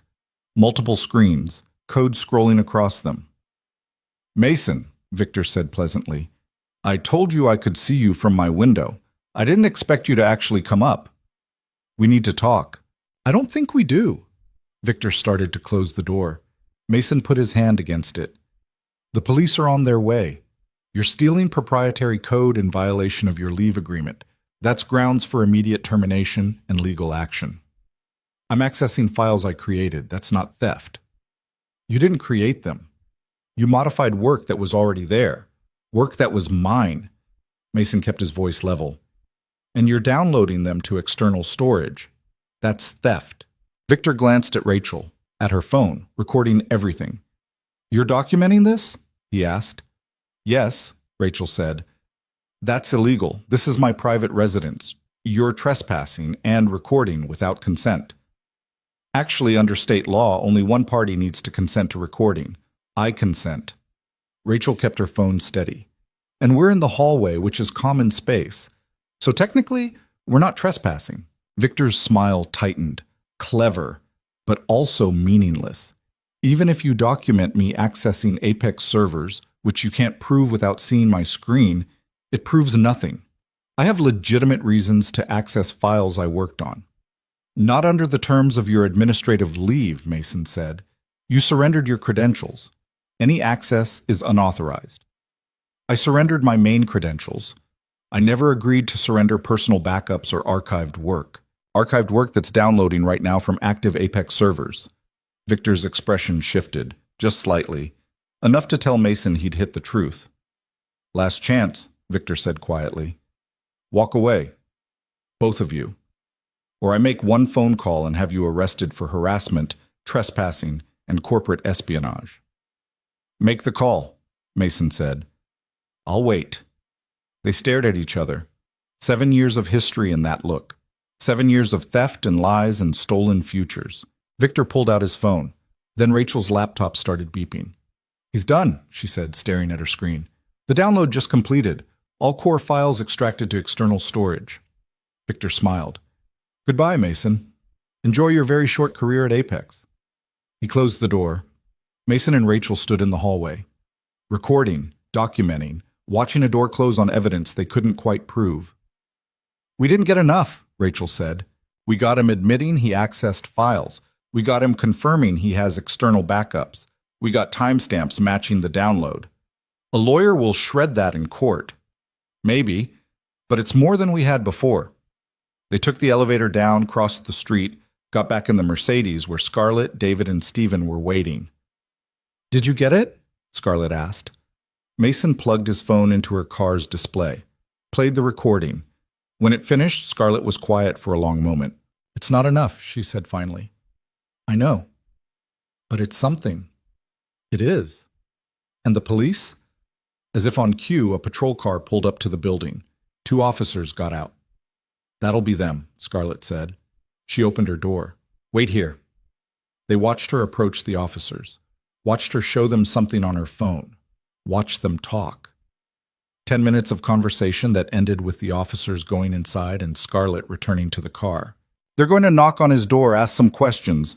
Probably won't accomplish much, but it puts him on record." "He'll just lie," David said. "Of course he'll lie. But now there's a police report documenting our complaint. That matters for the forensic review."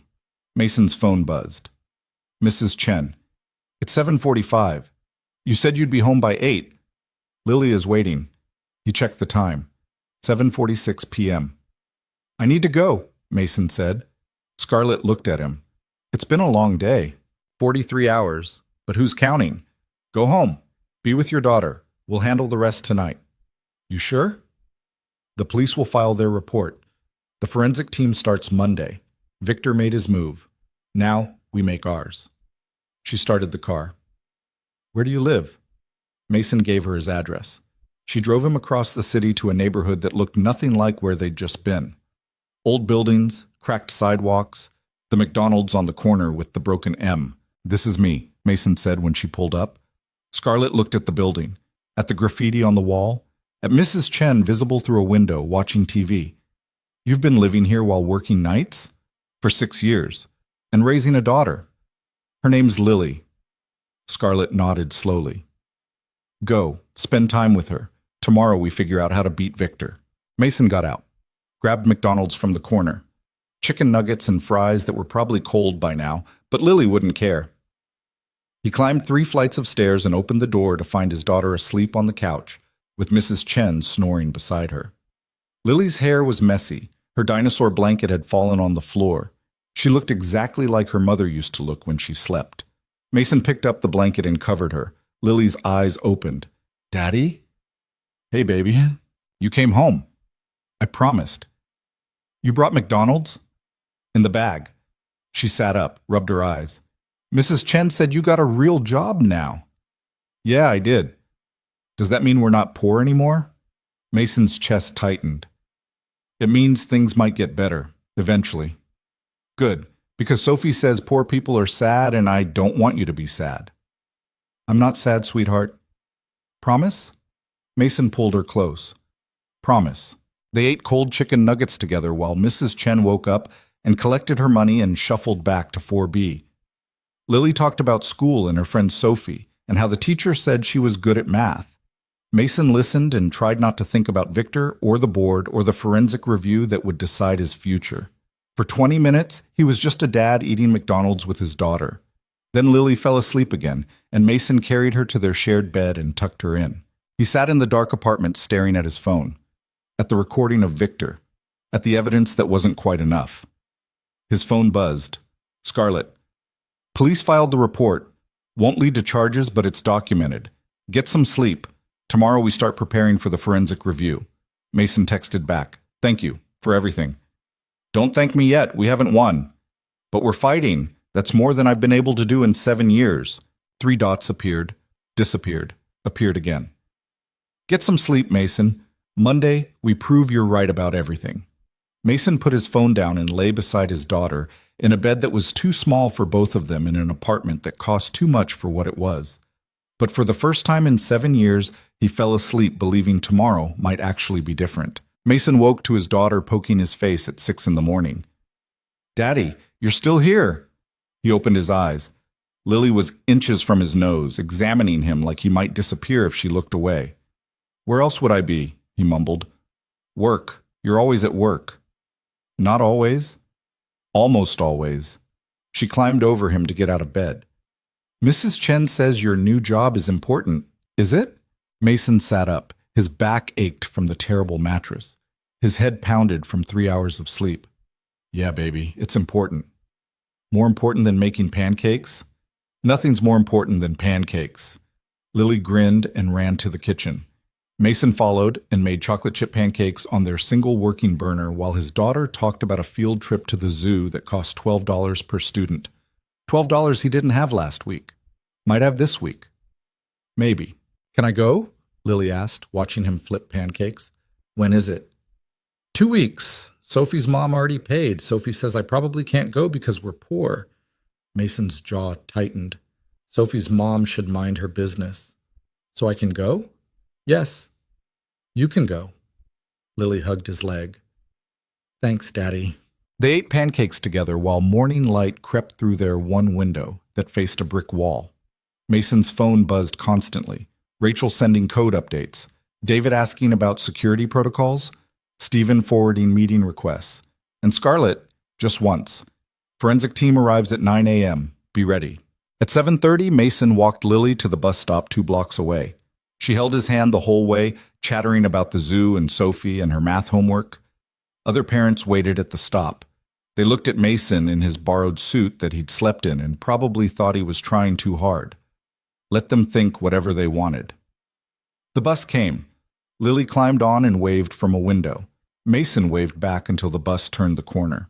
Then he walked to the subway and rode across the city to a building where 3 days ago he'd been invisible. The war room had been claimed by the forensic team. 4 people in business casual with laptops and serious expressions. The lead investigator was a woman in her 50s named Patricia Chen, who looked like she'd spent her entire career finding lies in code. Mr. Carter, she said when Mason entered, we've reviewed your initial documentation. We have questions. For the next 6 hours, Patricia and her team tore apart every claim Mason had made. They verified timestamps, cross-referenced repositories, examined commit histories, asked him to explain technical decisions he'd made 7 years ago like they'd happened yesterday. Mason answered everything. Rachel, David, and Stephen sat nearby, ready to verify his work on Project Helix. Scarlett appeared periodically, watching from the doorway like a general surveying a battlefield. At 2 p.m., Patricia called a break. Initial findings, she said, looking at her notes. Your patent applications predate Victor Hale's by an average of 8 months. The code architecture is substantively identical. Variable naming conventions match. Comments in your repositories correspond to comments in his patent filings. So I'm right, Mason said. So far, the evidence supports your claims. But we're not done. We need to interview Mr. Hale, review his documentation, examine his version of events. He'll lie. Probably, but we'll know if he does. Patricia closed her laptop.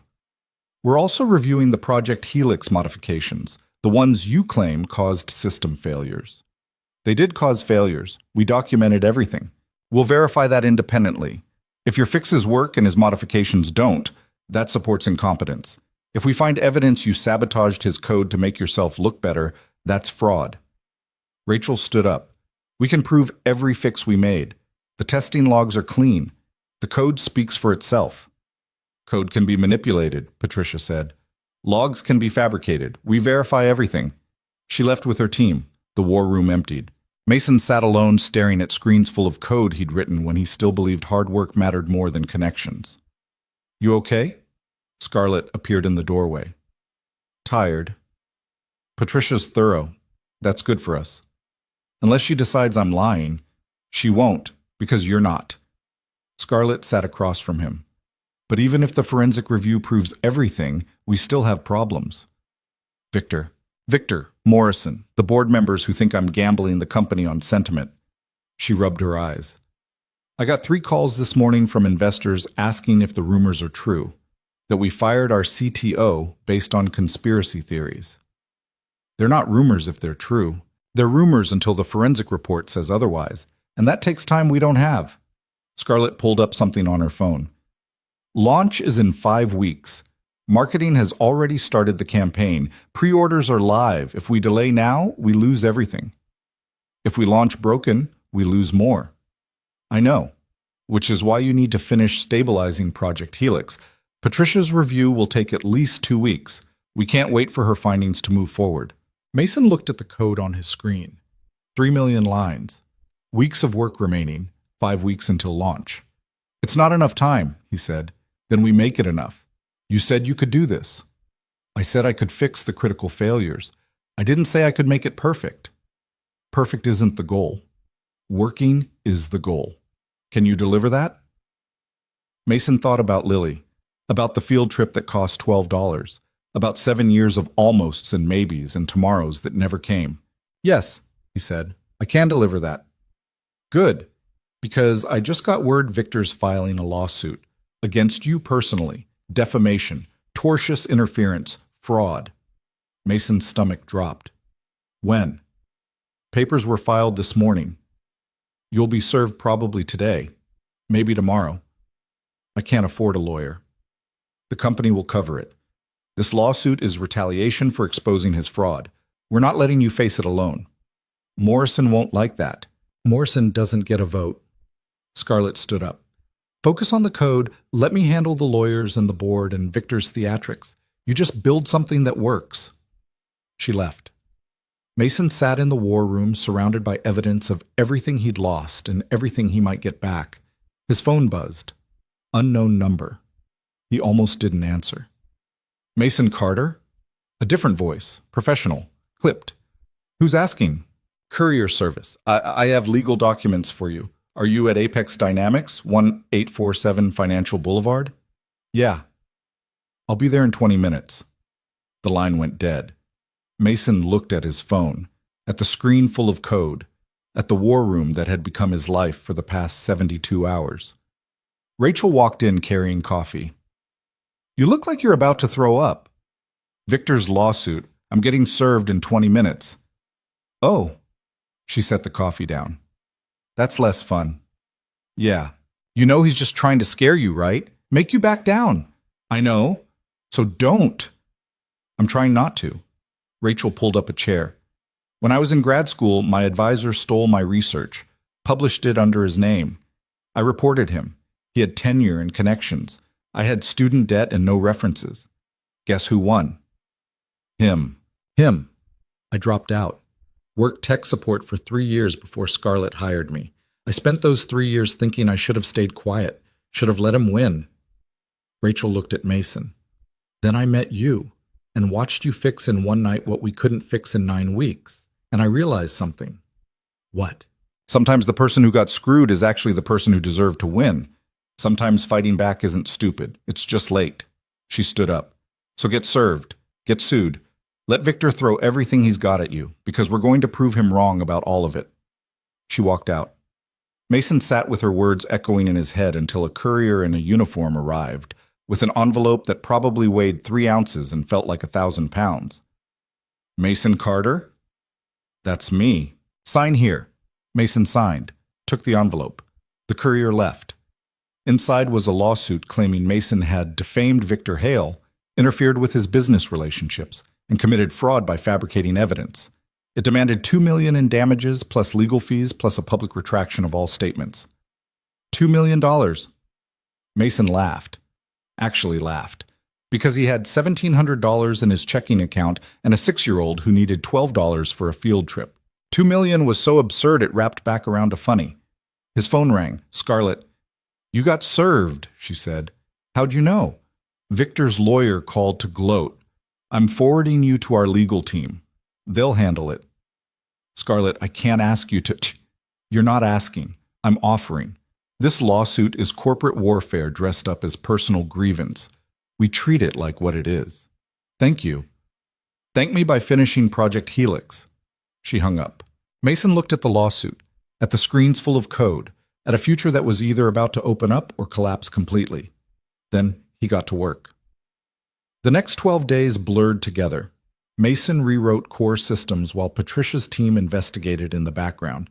He worked 16-hour days, went home long enough to make Lily dinner and help with homework, slept 4 hours, came back and did it again. Rachel, David, and Stephen kept pace. They stopped going home entirely, set up cots in unused offices, showered in the executive gym, lived on coffee and takeout and the belief that what they were building mattered. Scarlett appeared at odd hours, 2 in the morning, 4 in the afternoon, always working, always on calls, fighting battles. Mason couldn't see with board members and investors and lawyers. On day 7, Patricia called Mason into a conference room. "We've completed the patent analysis," she said. "Your repositories prove prior invention. Victor's patents should never have been granted. We're recommending Apex file to have them invalidated." "And the Project Helix modifications?" "Catastrophic. His changes would have caused exactly the failures you described. Your fixes were necessary and correct." Patricia looked at him over her glasses.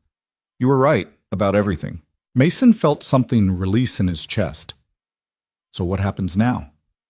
"Now we finish the investigation. Interview more witnesses, build an airtight case, then we present findings to the board." She paused. "But unofficially, you won. Victor Hale's career at Apex is over." Mason left the conference room and found Scarlett in her office on a phone call that sounded like an argument. She saw him and held up one finger. "I don't care what Morrison thinks," she said into the phone. "The forensic evidence is clear. Victor goes. End of discussion." She listened. "Then let him call a vote. I'll win." She hung up and looked at Mason. "Patricia told you?" "Yeah." "Good. Because we need to accelerate the timeline. Victor knows the investigation is going badly. He's getting desperate." "How desperate?" "He's shopping the stolen code to competitors. We've had 3 inquiries in the past week from companies that shouldn't know Project Helix exists." Mason's hands clenched. "He's selling it." "Trying to. So far nobody's buying. But if he finds the right buyer before we launch, they could beat us to market with our own product." "Can we stop him?" "Legally. We're filing injunctions, but that takes time. Realistically, we beat him by launching first." Scarlett pulled up a calendar.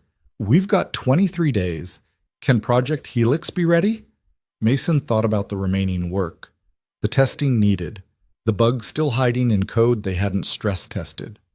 "It'll be tight," he said. "That's not an answer." "Then yes, it'll be ready." "Good, because I'm scheduling the final board presentation for 3 days before launch. You're going to demonstrate a fully functional system, prove we can deliver, prove Victor was wrong." She looked at him. "Can you handle that? Do I have a choice?" "No, but I'm asking anyway." Mason smiled despite himself. "Yeah, I can handle it." Over the next 2 weeks, the war room became the center of Mason's universe. They ran tests 24 hours a day, found bugs, fixed them, found more, fixed those. The system slowly stabilized like a patient coming out of a coma. Rachel worked beside Mason most nights, debugging algorithms at 3 in the morning while eating cold pizza. They didn't talk much, didn't need to, just passed code back and forth like jazz musicians trading solos. "You know what's weird?" she said one night. "What?" "A month ago I was bored, doing maintenance work on Victor's mess, counting days until I could quit." She pulled up a particularly elegant fix Mason had written. "Now I'm excited to come to work. Haven't felt that since grad school. Before your advisor screwed you." "Yeah, before that." Rachel smiled. "Thanks for that, by the way." "For what?" "Reminding me why I got into this, before the politics and the backstabbing, when it was just about building something that worked." Mason looked at the code on his screen, at the system they'd rebuilt from broken pieces. "Yeah, I needed that reminder too." On day 19, Lily's field trip happened. Mason took the morning off, the first time he'd left the building during daylight hours in 2 weeks. He met her class at the zoo and spent 4 hours watching his daughter point at elephants and lions and penguins like each one was a miracle. Sophie's mom was there. She looked at Mason like she smelled something rotten. "I didn't think you'd make it," she said. "Lily said you've been working a lot." "I made time." "Must be nice, having a flexible schedule." Mason didn't take the bait, just smiled and walked away. At the penguin exhibit, Lily grabbed his hand. "Sophie's mom is mean." "Yeah, she is." "Why?" "Some people are mean because they're unhappy. Some people are just mean." "Which one is she?" "Both, probably." Lily thought about that. "Are you happy, Daddy?" Mason looked at his daughter, at the zoo around them, at a life that was still hard, but maybe getting less hard. "Yeah, baby, I think I am." That night he returned to Apex and worked until 4 in the morning. Scarlett found him asleep at his desk at 6 and threw a blanket over him without waking him up. When Mason woke at 8, there was a note. Final board presentation tomorrow. Be ready. S. Tomorrow was supposed to be day 21. They'd bumped it up. Mason's heart hammered. He pulled up the system status, ran diagnostics, everything green, everything functional. But was it enough? Rachel appeared with coffee. You see Scarlett's note? Yeah. We ready? Mason ran another diagnostic, checked error logs, scanned performance metrics. I think so, he said. You think or you know? I know we've done everything we can. I know the system works. I know it's better than anything Victor built. He looked at her. But I also know boards don't care about better. They care about safe. Then we show them safe. We run the most boring, stable demonstration they've ever seen. No risks, no flourishes, just solid engineering that proves we can launch on time. David and Stephen joined them. We're running the final stress test, David said. If it passes, we're golden. They gathered around the main display and launched the test. Project Helix under maximum simulated load. Every subsystem pushed to its limit.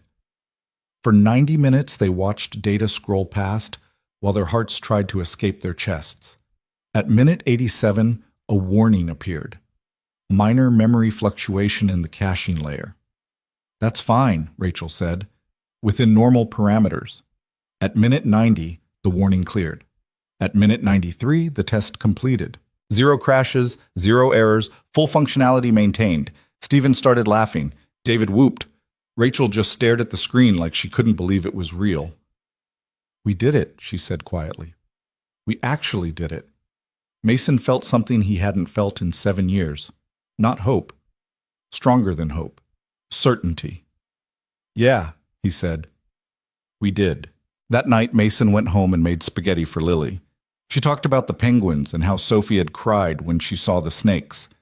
They did her math homework together. Mason read her 3 chapters of a book about dragons. When she fell asleep, he sat in the dark apartment and thought about tomorrow. About walking into a boardroom and proving Victor wrong. About winning after 7 years of losing. His phone buzzed. Scarlett, get some sleep. Tomorrow, we change everything. Mason texted back. Already changed. Tomorrow we just make it official. He slept 6 hours. The most he'd slept in 3 weeks. The boardroom was packed. All 12 board members, Patricia and her forensic team, Scarlett's lawyers. And in the back corner, looking like he'd rather be anywhere else, Victor Hale. His presence was a surprise. Apparently the board had insisted, wanted both sides represented. Victor met Mason's eyes across the room. No smile this time, just cold hatred. Morrison called the meeting to order at exactly 9 o'clock. We're here to review the forensic investigation into allegations against Victor Hale and to assess the current status of Project Helix. He looked at Patricia. Let's start with your findings. Patricia stood, clicked through a presentation that methodically destroyed Victor's credibility. Patent comparisons. Code analysis. Timeline documentation. By slide 12, several board members were shifting uncomfortably. By slide 20, Morrison's face had gone pale. In conclusion, Patricia said, our investigation confirms Mason Carter is the original inventor of the core technology Victor Hale patented. The evidence is conclusive and legally actionable. We recommend Apex immediately file to invalidate Mr. Hale's patents and pursue recovery of compensation paid to him based on fraudulent claims. The room was silent. Morrison looked at Victor. Do you have a response? Victor stood slowly. This investigation was compromised from the start, conducted by a team chosen by Scarlett Vaughn, who has obvious bias. The evidence has been selectively presented to support a predetermined conclusion. The evidence is time-stamped and verified, Patricia said coldly. We didn't selectively present anything. We presented facts. Facts that can be manipulated, code repositories that can be backdated, documents that can be fabricated. Victor looked at the board. I've given 8 years to this company. I've delivered results, and you're going to destroy my career based on the word of a janitor who broke into our systems? Former janitor, Scarlett said. Current chief architect who fixed the mess you created. Alleged mess. Documented mess. Scarlett nodded at Mason. Show them. Mason connected his laptop to the main display. Project Helix loaded on screen. Green across the board. 3 weeks ago, Mason said, this system was crashing every 11 minutes. Victor's modifications had created catastrophic failures in 7 major subsystems. We've repaired all of them. The system has been stable for 19 days. We've run stress tests simulating 10 times our expected launch load. 0 failures. He pulled up the comparison data. Victor's version in red, their version in green. This is the threading architecture Victor built. It parallelized sequential operations, guaranteed data corruption under load, and made debugging impossible. Mason switched to his rewrite. This is the corrected version. Proper synchronization, clean error handling, maintainable structure. He walked them through each fix, each improvement, each place where Victor's incompetence had nearly destroyed the company. Board members asked questions. Mason answered them, clearly, confidently, like he'd been presenting to boards his entire life instead of emptying their trash cans. When he finished, Morrison was quiet for a long moment. "Mr. Hale," he said finally, "do you have technical rebuttals to these claims?" Victor stood. "The modifications I made were standard optimizations. Any competent engineer would recognize." "Explain the threading implementation," Mason interrupted. "Walk us through your technical reasoning." Victor's jaw tightened. "I don't need to justify my engineering decisions to you." "You do if you want to keep your job." "I don't have to prove anything. My record speaks for itself." "Your record is based on stolen work," Rachel said from the side of the room. "And when you actually had to engineer something yourself, you failed, repeatedly." Victor turned on her. "You don't know what you're talking about." "Don't I?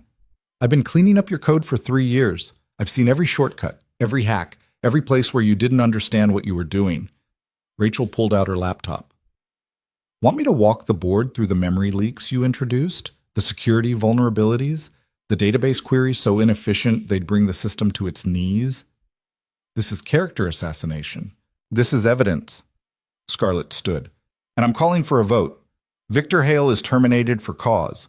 Fraudulent patent claims, incompetent engineering, attempted theft of proprietary code, all documented, all verified." Morrison looked around the table. "Discussion?" The sharp-eyed woman raised her hand. "I move we accept the forensic findings and terminate Mr. Hale's employment, effective immediately." "Second," another board member said. "All in favor?" 10 hands went up. 2 abstained, Morrison and 1 other. Nobody voted against. Motion carries. Morrison looked at Victor. "You're terminated. Security will escort you out. You'll receive severance as outlined in your contract, pending legal proceedings regarding the fraud allegations." Victor's face went red. "This is a mistake. All of you will regret this." "The only mistake," Scarlett said quietly, "was trusting you in the first place." Security appeared at the door. Victor walked out with his head high and his career in ruins. The door closed. Morrison turned to Mason. "You're the permanent chief architect, effective immediately. Rachel Chen is promoted to director of engineering. Report to Miss Vaughn." Rachel's eyes went wide. Mason couldn't help but smile. "Project Helix launches in 18 days, Morrison continued. "Can you deliver?" "Yes," Mason said. "You're certain?" "Completely." Morrison nodded. "Then this meeting is adjourned." The board filed out. Patricia and her team left with promises to send final documentation. Soon it was just Scarlett, Mason, Rachel, David, and Stephen. "Well," Rachel said, "that happened." "That happened," Scarlett agreed. She looked exhausted and relieved, and something else Mason couldn't quite name. David was grinning. "We just fired the CTO and promoted the janitor. This is the best thing that's ever happened." "Former janitor," Mason corrected. "Right. Current chief architect who's about to launch the biggest product in company history." David shook his head. "Man, what a month." Stephen clapped Mason on the shoulder. "Drinks tonight? Actual celebration?" Mason thought about it. About Lily waiting at home. About Mrs. Chen charging $60 he now could actually afford. "Rain check," he said. "I need to tell my daughter her dad just got a real job." "Fair enough." They walked out together. Down the hallway where Mason used to push a cleaning cart. Past offices where people now nodded at him instead of looking through him. Into an elevator where he pressed the button for the executive floor instead of the basement. Scarlett rode down with him to the lobby. "Thank you," Mason said as the doors opened. "For what?" "For trusting me, when you had no reason to." Scarlett smiled. "I had plenty of reasons. You were right. You were capable. And you gave me a way to fix a company that was breaking. She paused. But you're welcome anyway. Mason walked out into afternoon sunlight. The city looked the same as always, same traffic, same crowds, same broken sidewalks. But everything felt different. He took the subway home, climbed 3 flights of stairs, opened the door to find Lily doing homework at their tiny table. "Daddy!" She jumped up. "You're home early. I wanted to tell you something." "What?" "I'm not a janitor anymore. I'm chief architect at Apex Dynamics. It's an important job. It pays real money, and it means things are going to get better." Lily processed this. "Does that mean we can move?" "Eventually. Maybe." "Does that mean I can get new shoes?" "Definitely." "Does that mean chocolate chip pancakes whenever I want?" Mason laughed. "Let's not get crazy." Lily hugged him tight. "I'm proud of you, Daddy." Mason's throat tightened. "Thanks, baby." That night they ate pizza from the good place instead of the cheap place. Lily talked about her math test and her friend Sophie and how the teacher said she might skip a grade. Mason listened and realized this was what winning felt like. Not the boardroom, not the title, not even defeating Victor. This, right here. His daughter happy and fed and believing her father could do impossible things. His phone buzzed one last time. Scarlett. 18 days? Don't screw it up. Mason smiled and texted back. Wouldn't dream of it. The 18 days before launch passed like a fever dream.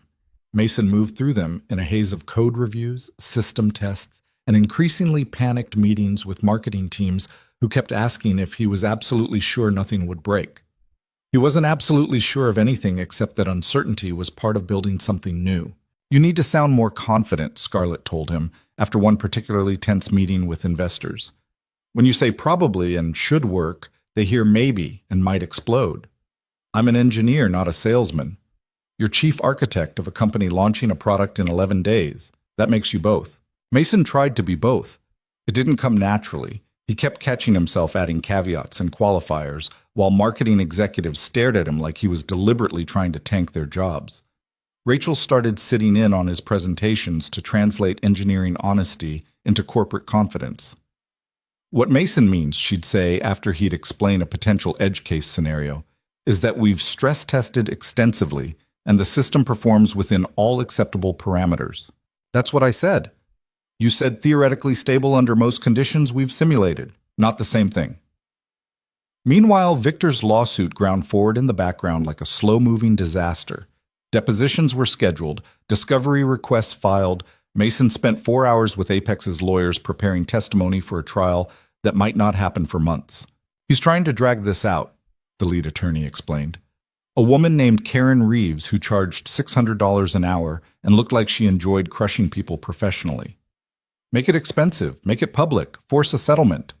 "I'm not settling." "Good, because we have him dead to rights on the patent fraud.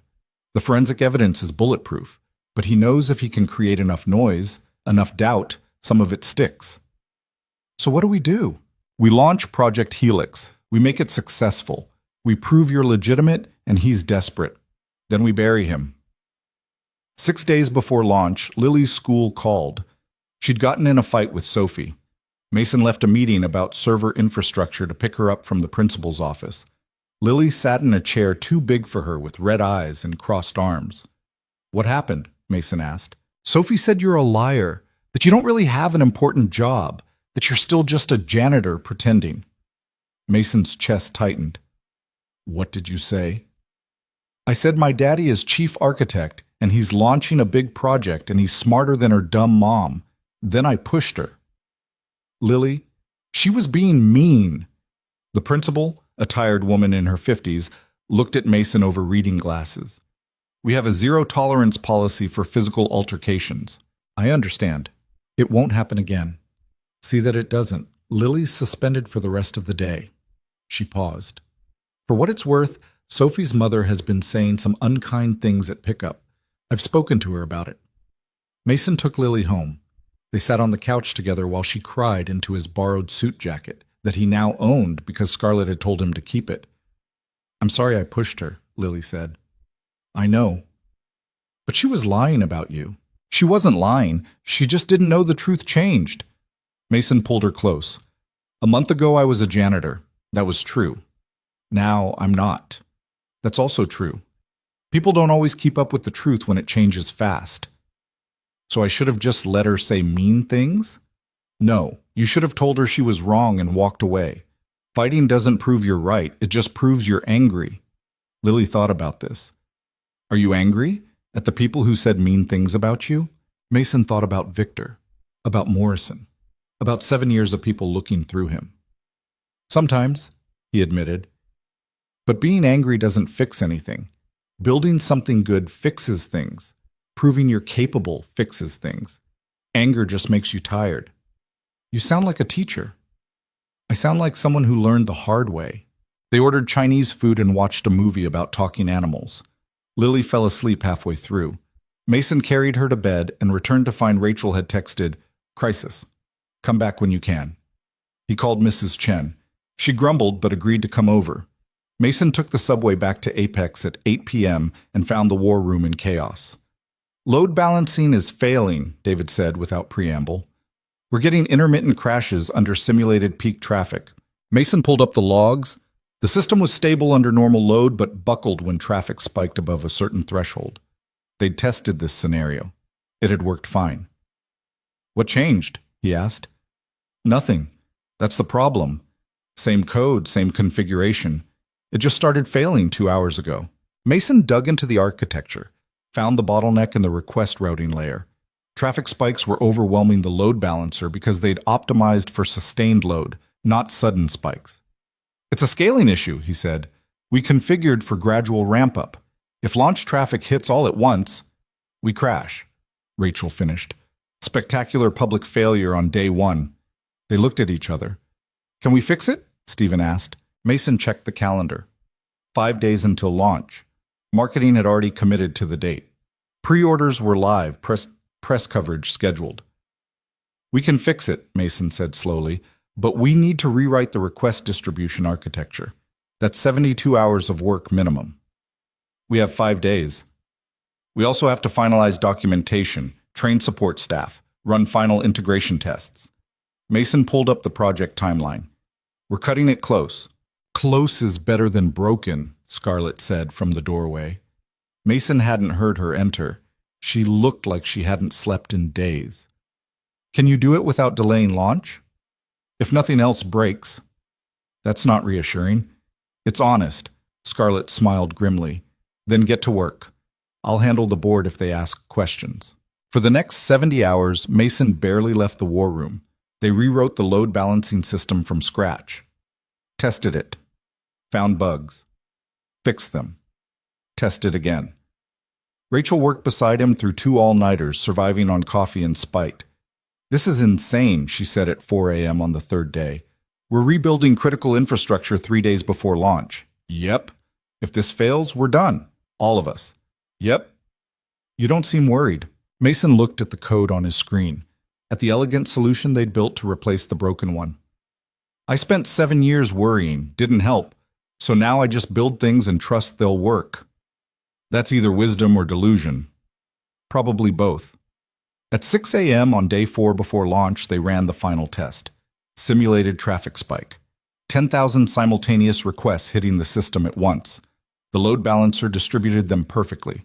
Response times stayed stable. 0 crashes. David actually cheered.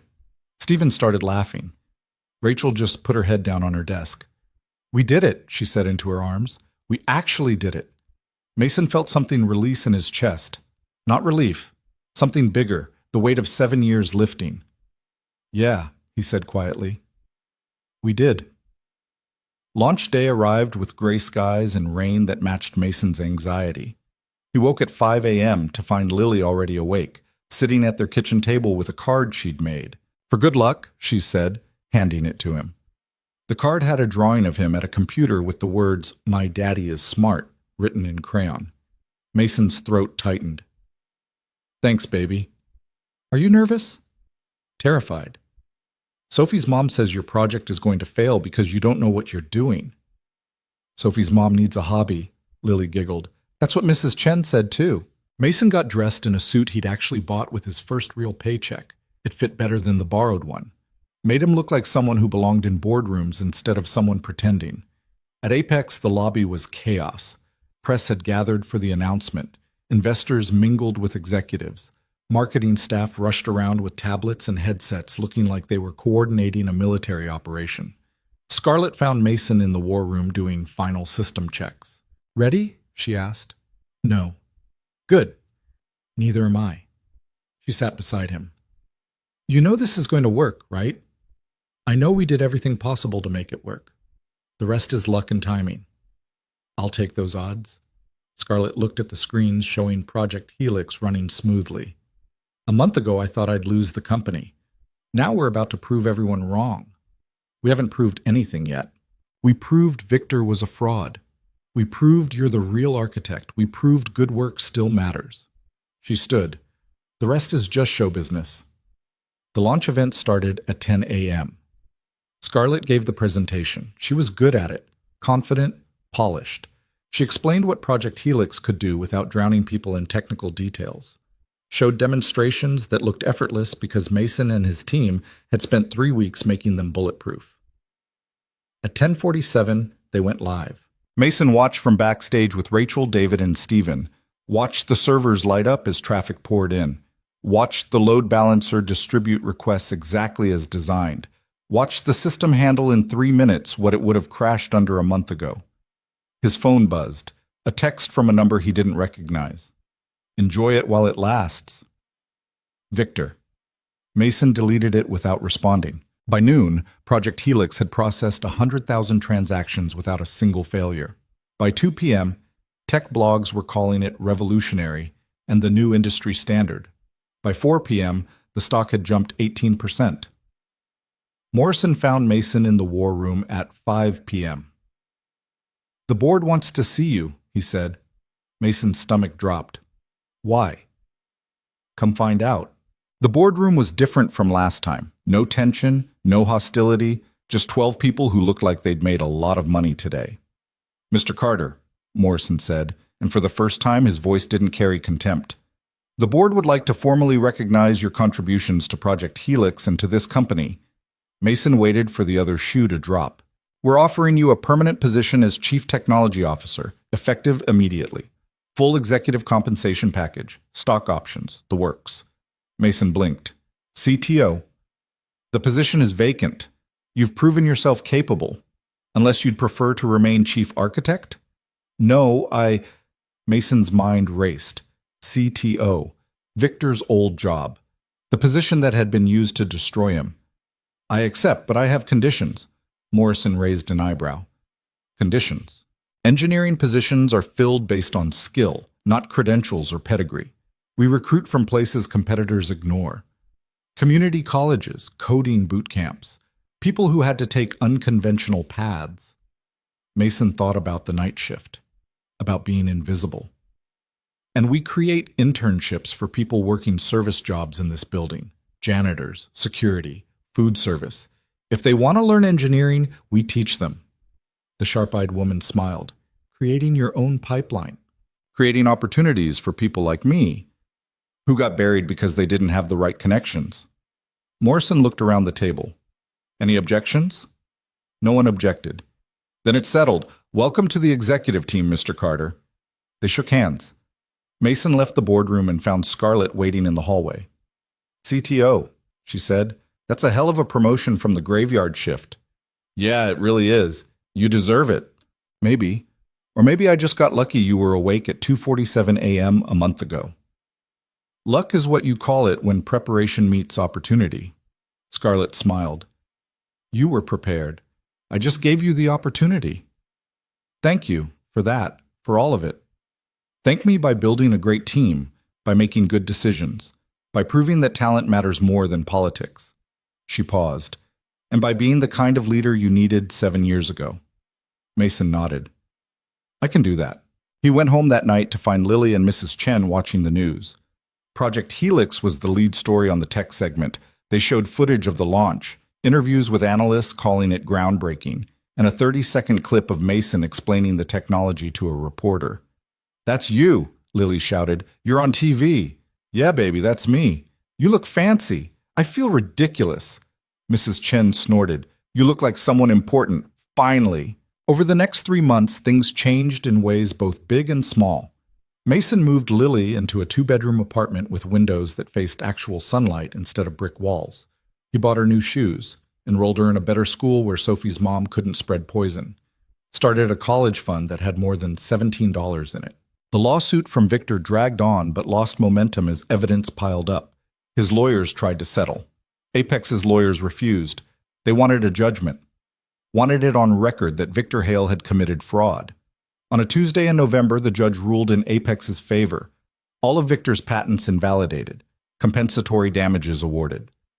Criminal referrals sent to prosecutors for fraud investigation. Mason got the news while interviewing a candidate for his new internship program. A woman in her 40s who worked the night shift in building security and wanted to learn programming. "You have the job," he told her after 30 minutes of conversation. "Start next Monday." "Really?" Her eyes went wide. "Just like that?" "Just like that." "You're smart, you're motivated, you showed up, that's all I need." She left looking dazed and happy.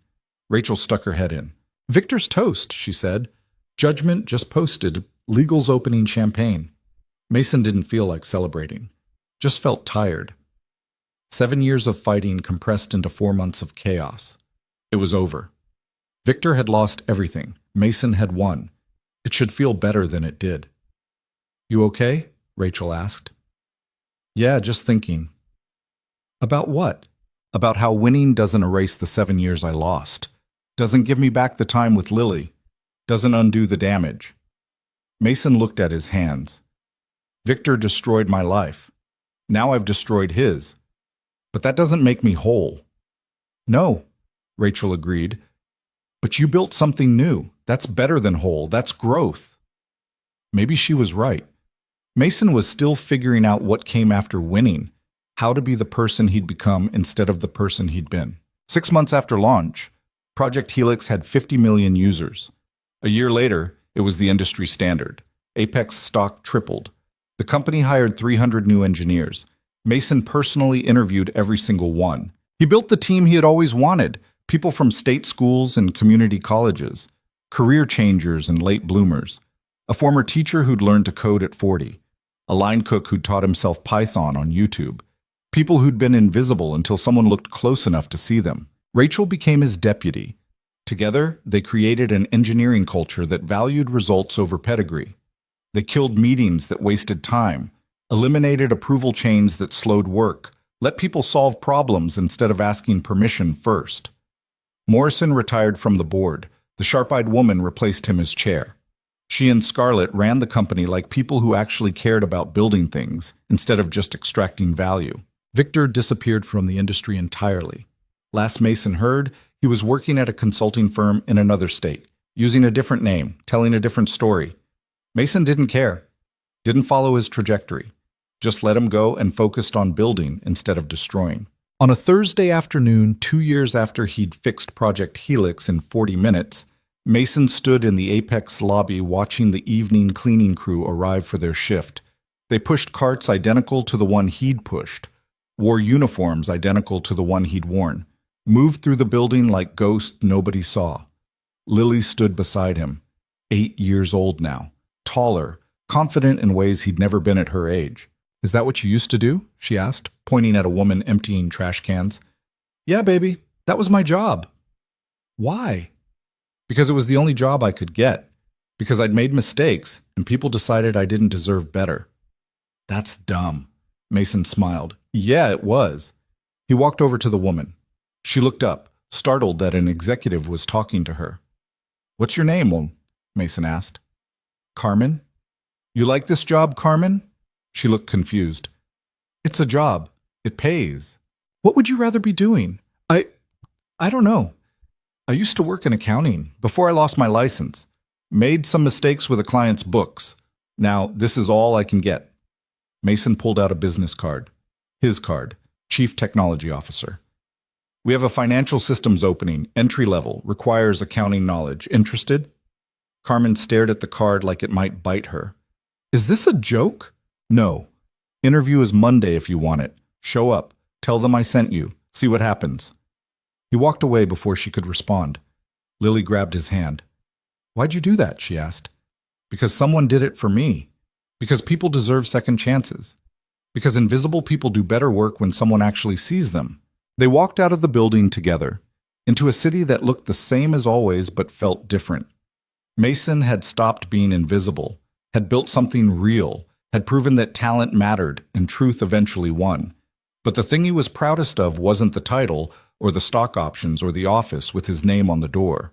It was the 17 people he'd hired from the night shift, the woman from building security who now led a development team, the janitor who'd become a systems analyst, the food service worker who'd built an app used by millions, people who'd been exactly where Mason had been, working invisible jobs, believing they'd lost their chance, surviving instead of living. He'd shown them what Scarlett had shown him, that one opportunity could change everything, that past mistakes didn't define future potential, that the person emptying trash cans might be the person who saves your company if you're brave enough to ask them what they're capable of. Lily looked up at him as they waited for the subway. "Daddy, can I ask you something?" "Always." "Are you happy now?" Mason thought about it, about the apartment with sunlight, about the job that paid enough, about the daughter who believed her father could do impossible things, about the people he'd helped who were helping others, about the culture he'd built that valued work over politics, about proving that good engineering still mattered in a world that often forgot. "Yeah, baby," he said. "I'm happy now." "Good. Because you smile more. I like when you smile." They took the subway home together. Mason made spaghetti while Lily did homework at a table big enough for both of them. They watched a movie about dinosaurs. She fell asleep on the couch. Mason carried her to her own bedroom in an apartment where she didn't have to share his space, tucked her under covers that weren't worn thin, kissed her forehead, and whispered that he loved her. His phone buzzed. "Scarlett. Board meeting tomorrow. They want to discuss your proposal for the apprenticeship expansion." He texted back, "I'll be ready." Mason stood in his daughter's doorway watching her sleep, thinking about the janitor who'd fixed an impossible problem in 40 minutes, about the CEO who'd taken a chance on a stranger, about the team that had believed in someone nobody else saw, about how sometimes the people nobody notices are the ones who change everything. If you're reading this and you're invisible right now, if you're working a job people look through, if you made mistakes that cost you everything and you're trying to rebuild from nothing, keep going, learn what you can, build what you're able. Be ready when someone finally sees you, because talent doesn't disappear just because people stop looking for it. It waits, it grows, it gets ready, and when the door finally opens, even just a crack, you push through it and prove you deserve to be there all along. Mason Carter did, and so can you. Oh,